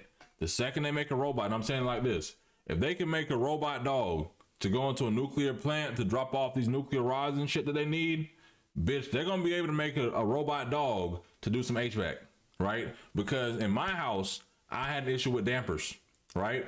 And guess what? Somebody had to crawl up there. I had to have a guy come out 4 or 5 times to realize, just imagine when they make that HVAC or that AI dog, that, hey, we're just going to throw it in your HVAC. He's going to run through 5 minutes. He's going to go through all your HVAC and tell me what all the holes at, where the fix is, go in there and fix the damper. Then all of a sudden, we're not there yet because there's a lot of technical stuff that HVAC goes through, plumbers go through that. AI's not there yet, but if you start feeding the beast, America's greatness will diminish, all because Trump wanted to claim a false victory and brag that he got a deal with Xi. The list of Trump's capitulations to China goes on and on and on. For months, Americans have been taking it on the chin, paying higher prices for everything from appliances to Halloween candy and Halloween costumes because of Trump's disastrous trade policy. And now, looking at this agreement, it only begs the question, what was it all for? Trump had no strategy, no planning, no strategic decision-making, and his bumbling has only emboldened President Xi, who must be laughing all the way back to Beijing. You flatter Trump with a few words, and he gives away things that America desperately needs. When it matters most, when Trump comes face to face with autocrats and dictators, the American people know Donald Trump is all talk and no strength. I yield the floor. About time, man. Like, again, love politics. I'm a nerd at heart. Skipping forward to this next one. But I just hate the back and forth bullshit sometimes. I honestly wish, and we'll see some more content as, of course, we get the legislative session. For me, of course, I'm gonna try to get more content than I got last session. But I don't do policy. I touch more appropriations, more of the money, government resources, making sure that a lot of the nonprofits and organizations I work with that have certain goals, seeing how they align with state government, the local government, the federal governments, so that, you know, we can have overarching impact. And a lot of things I lobby for, if first time here, end up being mental health issues, or sorry, substance abuse, mental health, youth programs, elderly programs, environmental, energy. So I'm in a mix of everything. However, I only work on issues I'm passionate about and actually, you know, would impact communities, not necessarily some bullshit. But let's get to this next member. Trying to get to the beginning of his speech because I was hoping that he would start speaking and get all in there, but my transition wasn't that long, to be fair with y'all. I'm still a rookie streamer. So even though I have over 7,000 people here and over 200 people I've seen here earlier tapping in, thank you for watching all over the world. Let me know where you're tapping in from in the chat. But to the main point, Majority Whip. I'm still a rookie streamer. Mr. President, I come to the floor today as the Minority Leader, Chuck Schumer, leaves the floor because I saw some very interesting new polling this week about the Schumer shutdown of our government. Uh-oh, here we go. It actually came, of all places, from CNN. Not exactly a Republican-friendly outlet. But let me share what the poll shows. Since the Schumer shutdown began, approval of Republicans in Congress is up 5%. By contrast, Democrats are now at their weakest and lowest position in 20 years. The American people are clearly paying attention to the damage being wrought on the American people by the Democrats.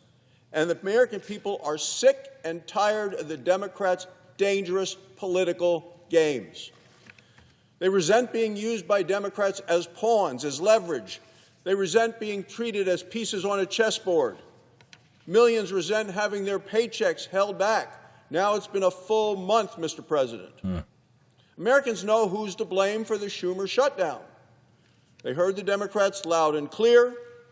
Senator Sheldon Whitehouse, a Democrat from Rhode Island, just this Tuesday called the shutdown, he said, the only lever we have. People are suffering. To him, it's a lever. Senator Chris Coons of Delaware said almost the exact same thing last week to a national television audience. He said, quote, frankly, this is our only moment of leverage. He even admitted shutdowns are a, quote, as he said, an unpleasant tool. Then he voted for the 13th time yesterday to use the tool to keep the government closed. Well, food pantries in Senator Whitehouse's home state of Rhode Island are getting slammed. Democrats call that leverage. Families in Delaware are making, quote, backup plans, according to the news, just to get groceries. Democrats call that leverage. It's not leverage. It's picking pain for people for political purposes. It is a hunger to use it as a bargaining chip. Democrats refer it as unpleasantness. We're now 30 days into the Schumer shutdown. It's the longest full shutdown in the history of this country. Schumer shutdown. He's not in leadership. For 30 days, Democrats have chosen leverage over lives. They've chosen politics over paychecks. And they would rather fight President Trump than feed American families. I mean, they are fighting Trump. This weekend, 42 million Americans will lose food assistance. Say that again. 42 million Americans. It's 1 in 8. Twice as many Americans are on the failed Obamacare exchanges that the Minority Leader was just talking about, which Democrats are still trying to prop up, even though it has failed on its promises to control costs. And as a headline in the New York Times on Sunday said, Obamacare is pricey. Democrats are putting free health care for illegal immigrants ahead of American families, ahead of American seniors, ahead of American veterans, ahead of American soldiers, ahead of American workers. That's their priority, free health care for illegal immigrants. We have citizens in this country, real people in real pain, and they count on food assistance to put food on the table. Now these families are living in limbo, and their balance is about to hit zero. So what happens to them next week if the Democrats keep the government shut down as they voted 13 times to do so? And what about the week after that? Families will go hungry because Democrats keep playing this dangerous political game.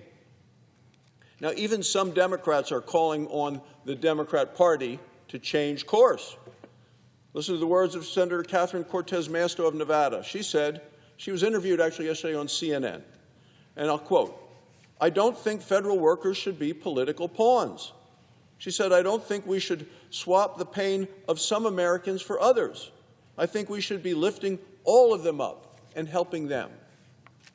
Senator Cortez Masto is one of the few reasonable Democrats who has been voting for a clean, continuing resolution to reopen the government. Here's the simple truth. Senate Republicans have voted 13 times on a clean, bipartisan, continuing resolution to reopen the government. That's 13 votes for funding food assistance, for paying the troops, for paying the federal workers, for paying TSA agents, for paying air traffic controllers, for paying Border Patrol, for paying Capitol Police who are here and have been working for the last month without pay. Every single time, Senator Schumer and the radical Democrats have voted no, voted 13 times against funding food assistance, against paying for our troops, against paying federal workers, against paying TSA, against paying air traffic controllers, against paying Border Patrol, and against paying the Capitol Police. And Democrats stand here and claim President Trump can fund food assistance on his own. They know what they're asking him to do is against the law. Democrats are not, in the words of Senator Jeff Merkley of Oregon, powerless to fight. You see why, for my Republicans out there, no lie, you see why Jasmine Crockett is good for the process? You see why a diverse opinion is good for the process? Somebody who's going to bring life to this shit, because this is boring. Not every conversation needs to be of our moment. I'll be fair with you on that. There needs to be more substance, not just attacking Donald Trump. Not everything is racism. I'll agree with a lot of people on that, right? But this is good, god-on boring. And I don't give a fuck what he's talking about. Like, between him, Schumer, and old man Grassley, I don't have anything that relates to what they're saying to be like, hey, yeah, I want to go vote. But these younger, spunkier members, Republican and Democrat, that really drive the narrative of at least a conversation around policy and what's happening, I love that. About this, the hypocrisy of it all, Mr. President, is that Democrats had no problem voting for a clean, bipartisan, continuing resolution 13 times when Joe Biden was president. What's changed?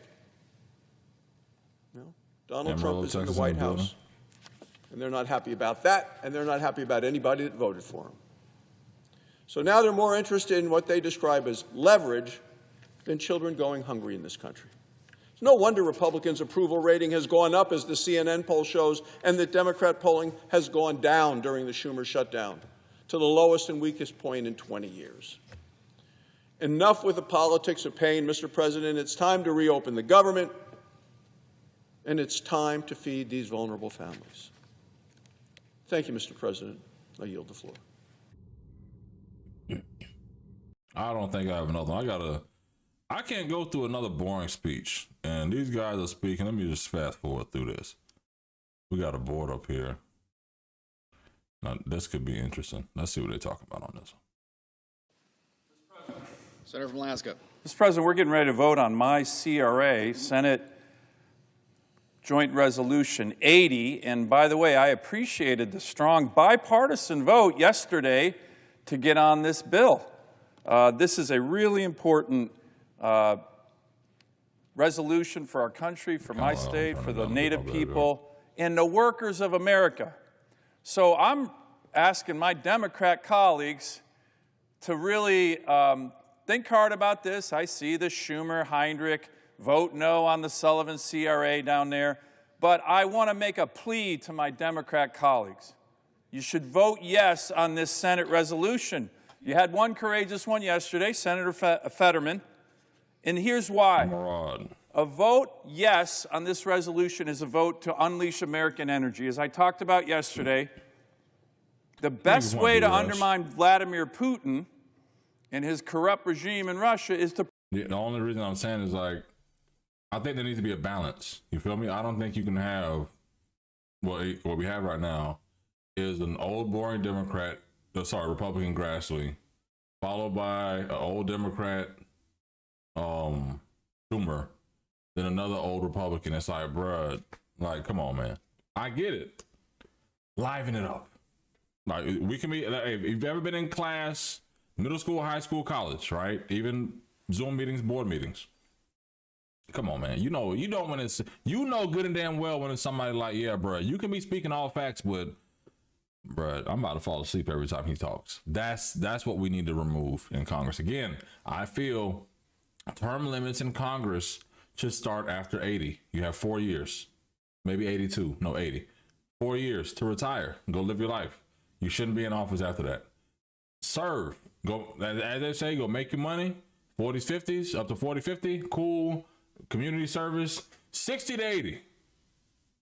4 years after that, you get up to 20 years, 4 years, kick it off, get out of Congress. But we end up having these old people who don't want to spruce up the conversation, right? These new oral linguistic masters with so much vocabulary and vernacular in their speech. These orator geniuses. That's what we need. We don't need the old man after the old man after the old man, because people are going to lose interest. And that's where America is now. This is why you have 200 million people who don't vote, because you have boring on top of crazy, right? And you could label crazy Donald Trump. You could label crazy Kamala Harris. However you want to say boring on top of crazy, right? There's nothing to liven people up to go vote. You could talk about the scare tactics again. People losing their health care. People losing their SNAP benefits. You think these people really gave a fuck? You know what happens when tyranny happens. Hide your kids, hide your wife. They didn't give a fuck about voting. They didn't give a fuck about this. So all the scare tactics don't mean shit.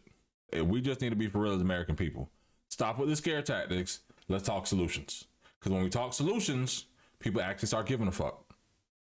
To be fair, they're tired of the narratives, I think, on both sides. Produce more American energy in the place with the highest standards in the world. That happens to be my state. That happens to be the National Petroleum Reserve of Alaska, which is all about what this CRA is about. Second, this is really important, Mr. President. My colleagues over there love to say, hey, we're the party of the working families, of working Americans. No, you're not.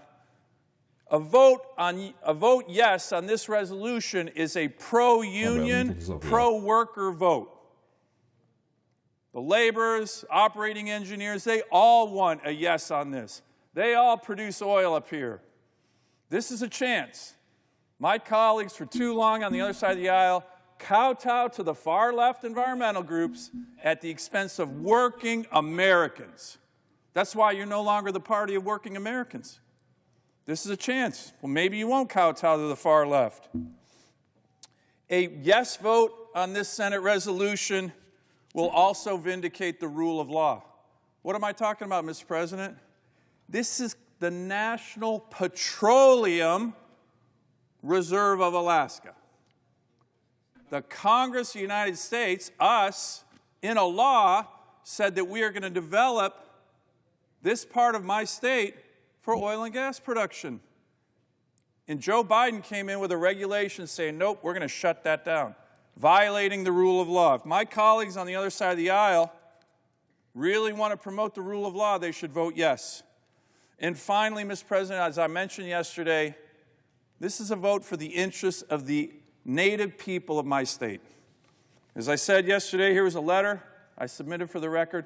The tribe in this area, the borough, which is all run by Alaska Natives, elected officials, the Alaska Native Corporation, all the leaders in this part of my state, which is what this resolution is all about, all of them, all the indigenous people, the leaders of this part of my state want this resolution. They didn't want the Biden lockup. They came down to Washington, D.C. 8 different times to just request a meeting with the Secretary of Interior, saying, don't lock up our lands. This will hurt our future. This will hurt our life expectancy. This will hurt our jobs. And the Secretary of Interior never even met with them. Real quick, I saw the chat saying, hey, this is an international chat. You know, people are having a conversation. Yes, actually, this is. As crazy as it is, again, I'm a rookie streamer. We started off at 400 subscribers in April. We're just under 8,000 subscribers today. Now, if you're one of many people who may have enjoyed the stream, the content today, but you haven't decided to subscribe, go ahead and subscribe. If you like the content, like, share, hey, come on back if you haven't, right? I'm not going to force it. I'm not asking for your money. I'm just asking, hey, if you want to enjoy the conversation in the time, subscribe, make sure we come back for more. Now, to be fair, we have 4.7% of our live stream audience that comes from Canada, 4% from the UK, about 2% from Africa, South Africa, and 2% from Australia, right? Everything else in the US. So we do have a good international mix. I have people who tap in from Australia all the time, Liverpool, India, different parts of the world. Really do thank every single one of y'all who do contribute to the channel, not monetarily, not asking for that again, but just showing support by coming back and watch the stream, sharing your commentary, sharing the content. You can also find me in the descriptions on TikTok, of course, Hip Hop Lobbyist, Instagram, Hip Hop Lobbyist, Twitter or X, Hip Hop Lobbyist.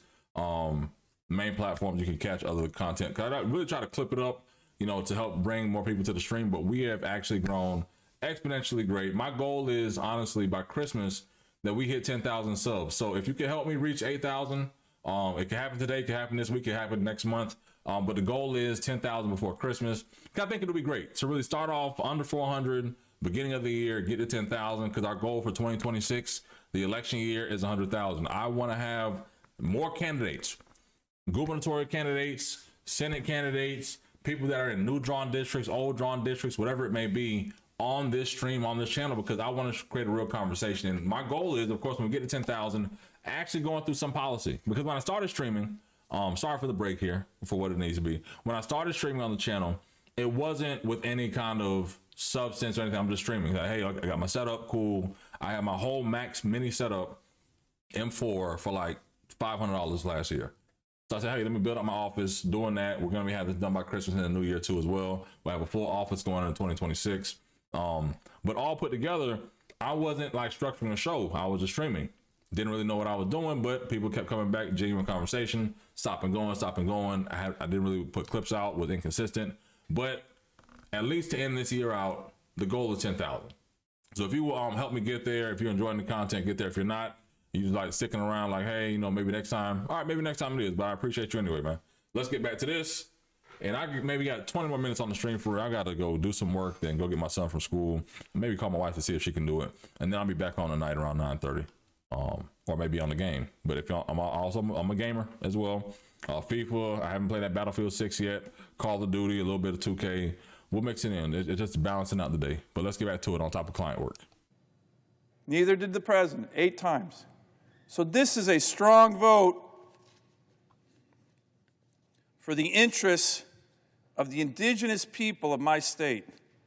I'll conclude with this, Mr. President. My Democratic friends often bristle when accused of selling out the interests of working Americans, the men and women who build stuff, the unions that build stuff, the building trades, the men and women who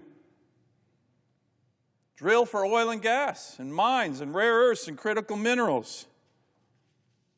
Well, here's an opportunity for them to say, no, we're going to stand with the people who build this great nation. My friends on the other side of the aisle often talk about, hey, we're going to support indigenous people, people of color. Well, here's an opportunity to do it. But what I fear, Mr. President, what happens way too much in this body, these interests, working Americans, of color, building trades, the unions, the Native people in my state, they always get sold out to what? The far left, coastal elites, the radical eco-colonialists. That's why Heinrich and Schumer are down there saying, vote no on the Sullivan resolution. But I know, some of my colleagues know that a yes vote is the right thing to do. It's the right thing to do for our energy dominance. It's the right thing to do for our foreign policy. It's the right thing to do for working Americans who have fled the Democratic Party over issues like this. And it's the right thing to do for the indigenous people of my state. I think we could kind of look at it again by numbers. Yes, the messaging sucked for Democrats. Yes, Donald Trump won the election. Fair and square. Get out there, right?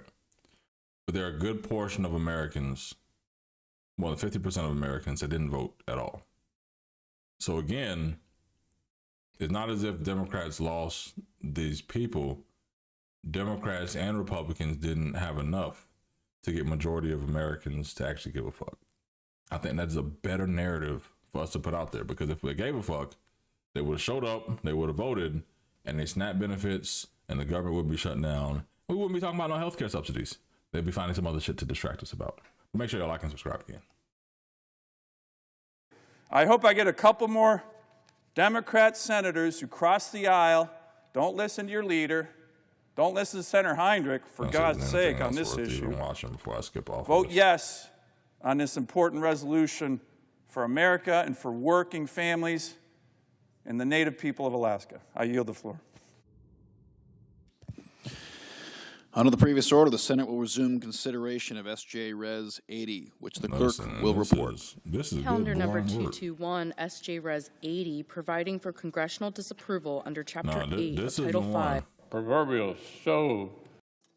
No, we could talk about preaching. On this vote, the yeas are 51, the nays are 47. The joint resolution is passed. Thanks. Oh, resolution passed. Let's hear what old man Hospice got to say, because clearly Mitch McConnell ass he ain't gonna be around that much longer, like, cause he got one more fall before the hip give out, and then he gonna be getting retired. That's what I'm trying to say. Mr. President, I have a brief question for this body before I proceed to my motion. What is it that keeps our nation secure? It is millions of members of our armed forces, active duty reserves, National Guard, civilians supporting them, the Department of Defense, the Coast Guard, the intelligence agencies. They're keeping us safe now, like all federal employees, not knowing when they'll get another paycheck. Our military is less than 1% of our nation. That's how many people sign on the dotted line, up to and including their lives, to keep us safe. I'm just scared of balling like that, for real. I ain't gonna hold you. Like, that's one of the scariest shit to say, like, bruh, you gonna let them sides go or no? Because right here is part of like the Nile River on my ass, right? Buddy told me a year ago I had like another mango season before it starts to fade. And I'm sitting here like, bruh, if my shit ever faded up like this, please just tell me, bruh, cut the sides. But bruh, it's almost healthy hair on the side though, right? It's almost healthy, but that raindrop in the middle of this shit right here, bruh, fuck that. It's our sacred obligation. Fuck all so while that, we bruh. keep fighting for better health care, more affordable health care for all Americans, my bill will pay our armed forces now. It will pay active duty, reserve, National Guard, Coast Guard, civilians at the Pentagon, you gotta be brave and to ball intelligence like that. agencies, No bullshit. and give those who keep us safe, often at great sacrifice, a small piece of security Thought you wear a in hat return. and surprise the shit out of somebody So, with that Mr. kind President, of I ask unanimous consent that the Senate proceed to the immediate consideration of Senate Bill 3079, introduced earlier today. Oh, that the bill you be give me a considered lace, read bruh? 3 times and passed, and the motion to reconsider Okay, bro. be It considered ain't made like, you ain't gonna take and my laid upon ass the hair, table. right? It's gonna take it from the back of my hand. Is there objection? Right, just, Like, or you gonna take it from like, you gonna take From it Kentucky back is here, recognized. just pass it up here. Like, I don't want no ass hair real consequences. and no elbow hair up here. That's all I'm saying. Like, get me I've right, said bro. that countless times during my time here. Incredibly, it seems to take the Democrats a month to remember that the proverbial stove is, in fact, already hot. Come on now. Come the fuck on now. Again, term limits after 80. Once you turn 80, you have a 4-year clock to get your ass up out of Congress, bro. Why? Listen to this. Listen to this. And yet, they're not ready to turn it off. Just turn it down a notch. Yeah, turn it down. Retire. Just Come low on, man. enough What we talking about? that they can take the political heat. My friend from Delaware is right. Our military deserves a lot better than a government shutdown that jeopardizes from the sides their and back. paychecks. I've been using and the those. I've been services using that. military hold on. families count on. I've been using that Jamaican castor oil, and I think it been getting thicker. Right? I don't think I can say that, right? You know, maybe pause, but it's been getting thicker since I've been using that castor oil. I feel like the bald spot is getting like faded. But let me know in the chat. Does that work, bro? And make sure you subscribe. I need some Democrat help tips, shutdown. bro. President has had to scrape together unobligated balances within the defense budget in order to uphold the nation's promise to service members through another pay period. I certainly hope he won't have to divert resources from urgent modernization again to make payroll in another 2 weeks. But that ball, of course, is in the Democrats' court. I hope they'll realize soon that the surest way to help service members and civilian DOD employees is to simply turn government funding back on. Come on, y'all. And pass full-year appropriations. Come on, y'all. Mitch, this is heartbreaking. Like, you can't be for real and tell me that you enjoy serving or your family enjoys seeing you serve like this. Like, I get it. People serve the country different ways. Some people give their life in the armed services. Some people serve in elected office. But after a while, it's time to hang it up and just enjoy life, bruh. That's what I'm saying. Term limits after 80. I'm going to put it on the shirt. You only have 4 years after 80 to serve. Get your old ass out and go enjoy life. We don't want to see you degrade in front of us in front of real life. This is unconscionable. Your family doesn't love you to let you go out like this. I'm sorry. I couldn't do it.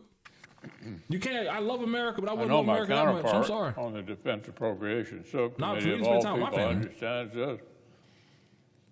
He knows what would really help our armed forces because he and I worked closely together on a full-year bill for defense that would pay service members and invest more in the capabilities they need to keep America safe. Calls coming in. Hold on.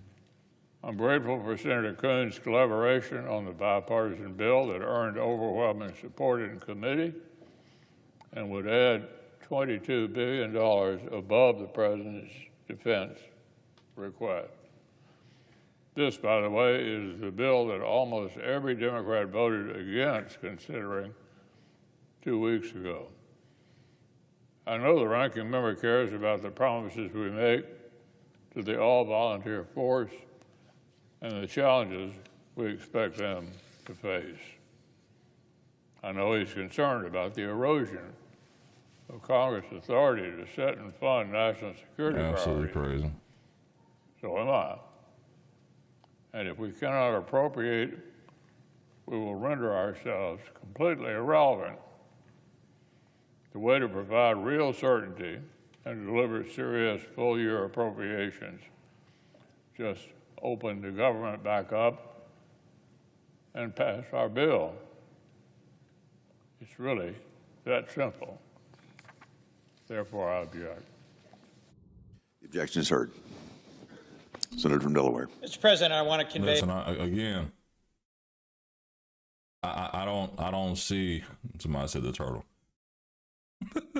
Y'all wild as shit. I love the chat. No, I love the chat. I love the chat because y'all absolutely crazy in this chat. But listen, that's sad to see.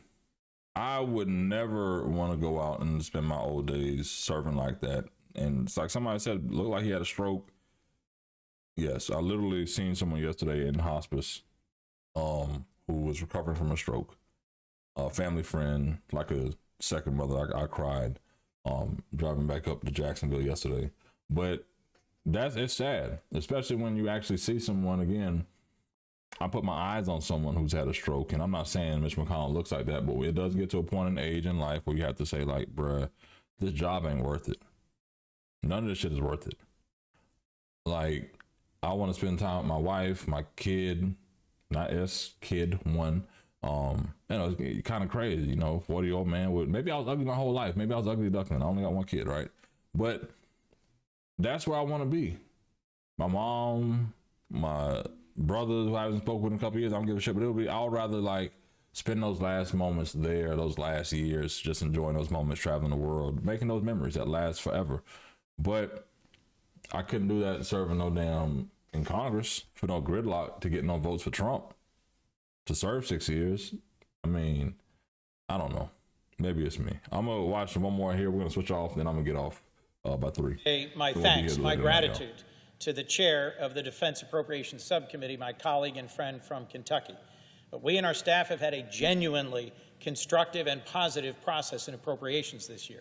Frankly, overall, the Senate Appropriations Committee has worked well. We have passed out of committee a significant number of major bills by big bipartisan margins, 26-3 in the case of our bill and the Labor, Health, and Human Services bill. But there's a stark contrast between the real progress we're making on appropriations and the lack of progress on addressing the core issue of can Americans afford their health care. Of course I want to move ahead and appropriate, as my colleague from Kentucky has indicated. Of course we need to do our job and appropriate for this body to carry out and to continue its core Article 1 responsibility. But part of what has got us to this moment is a vote earlier this year in the big, beautiful bill in July to destroy health care for millions of Americans. And we've been here since 2008, to be honest, right? And I think the fact of it is Obama came in, promised health care. We had the Blue Dog Democrats that basically came in and said, hey, we don't know about it. We're not all the way with you. And then they end up losing a lot of their seats in that 2010 election, which is a lot of the precipice of where we are now. And those little bits they passed in, we've been stripping back 15 years now. And it's been a healthcare conversation the entire time. But I'll be honest with you, I can go back to campaign videos from 1992 where Bill Clinton saying a variation of the same thing.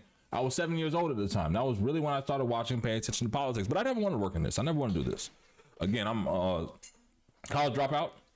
I'm a lobbyist, government professional. It's a trade, not in a sport. A lot of lawyers are lobbyists, but I'm one of the few, shout out to my girl Rhonda Brown, one of the few out here who aren't lawyers but understand law. We can read, write, interpret. We pass law. We strategically moved elected officials to our position to help them also influence legislation, which is really the game, which is no different, honestly, than a sports agent. That's what a lobbyist is. A sports agent for politicians. A lot of people don't get that. But at the same time, never wanted to work in politics. I've had an affinity to be understood and all the rest of that and understand it. But at the same time, this isn't my lifestyle. No silver spoon here. I've been working in customer service since I was 13. I've been a bag boy, banker, overnight cook, pizza delivery guy, worked at a daycare, worked at a Target overnight as well. I've just been a little bit of everything, right? But I'm human. I'm bi, not bisexual. I'm bipartisan. So I want policies that impact everyday people. Like the mothers I used to work with at Target overnight that were working a second or third job because they were taking care of their grandbabies, right? Or the young kids I used to work with in general whose mothers were the only ones supporting them as a family. It's like, damn, I'm thinking about the struggle they'll be going through. So my perspective in politics, even quote unquote under the bad label of a lobbyist, isn't to say, oh, I'm the Gucci wearing all this other shit. I wear Gucci cologne. That's about it. But at the end of the day, it's about people. How can we move people? And to me, it's just kind of funny. You have all these educated, highfalutin, even in the black community, these super educated, like, I forgot what they call Martin Lamont Hill, these intellectuals, right? And these intellectuals know so much and they read so much and they can dissect the racism and anything. But I told myself, it's kind of crazy. How are you so intellectually smart, but you can't move policy? How is it that, again, Governor DeSantis can go ban African-American history and AP African-American studies, but me as a lobbyist at the same time can go get money for African-American kids for mentorship programs and reading programs and other things that really impact their quality of life? So I kind of looked at it to say, damn, these intellectuals must not know shit.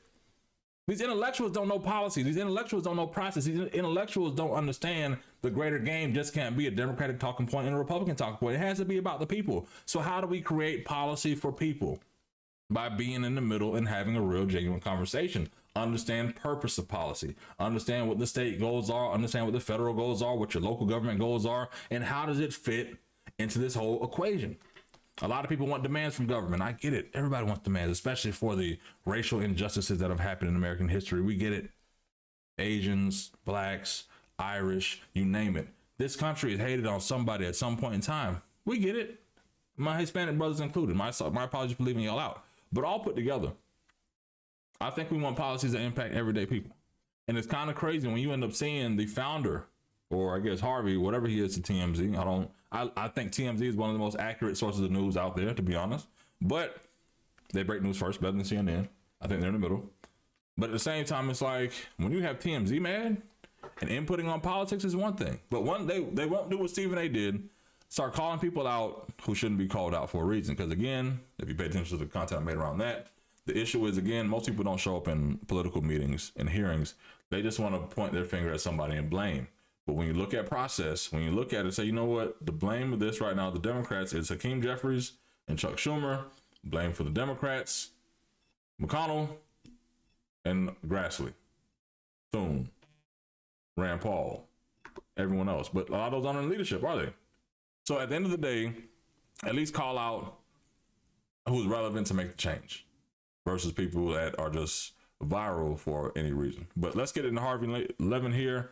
I'm going to wrap up by 3, but I appreciate y'all spending time with me today. Really do appreciate y'all. I was watching, I got to stop because it's so triggering me. I'm just sick of watching all of these ridiculous politicians just blaming each other. And now the air traffic controllers got a 0 paycheck. 0.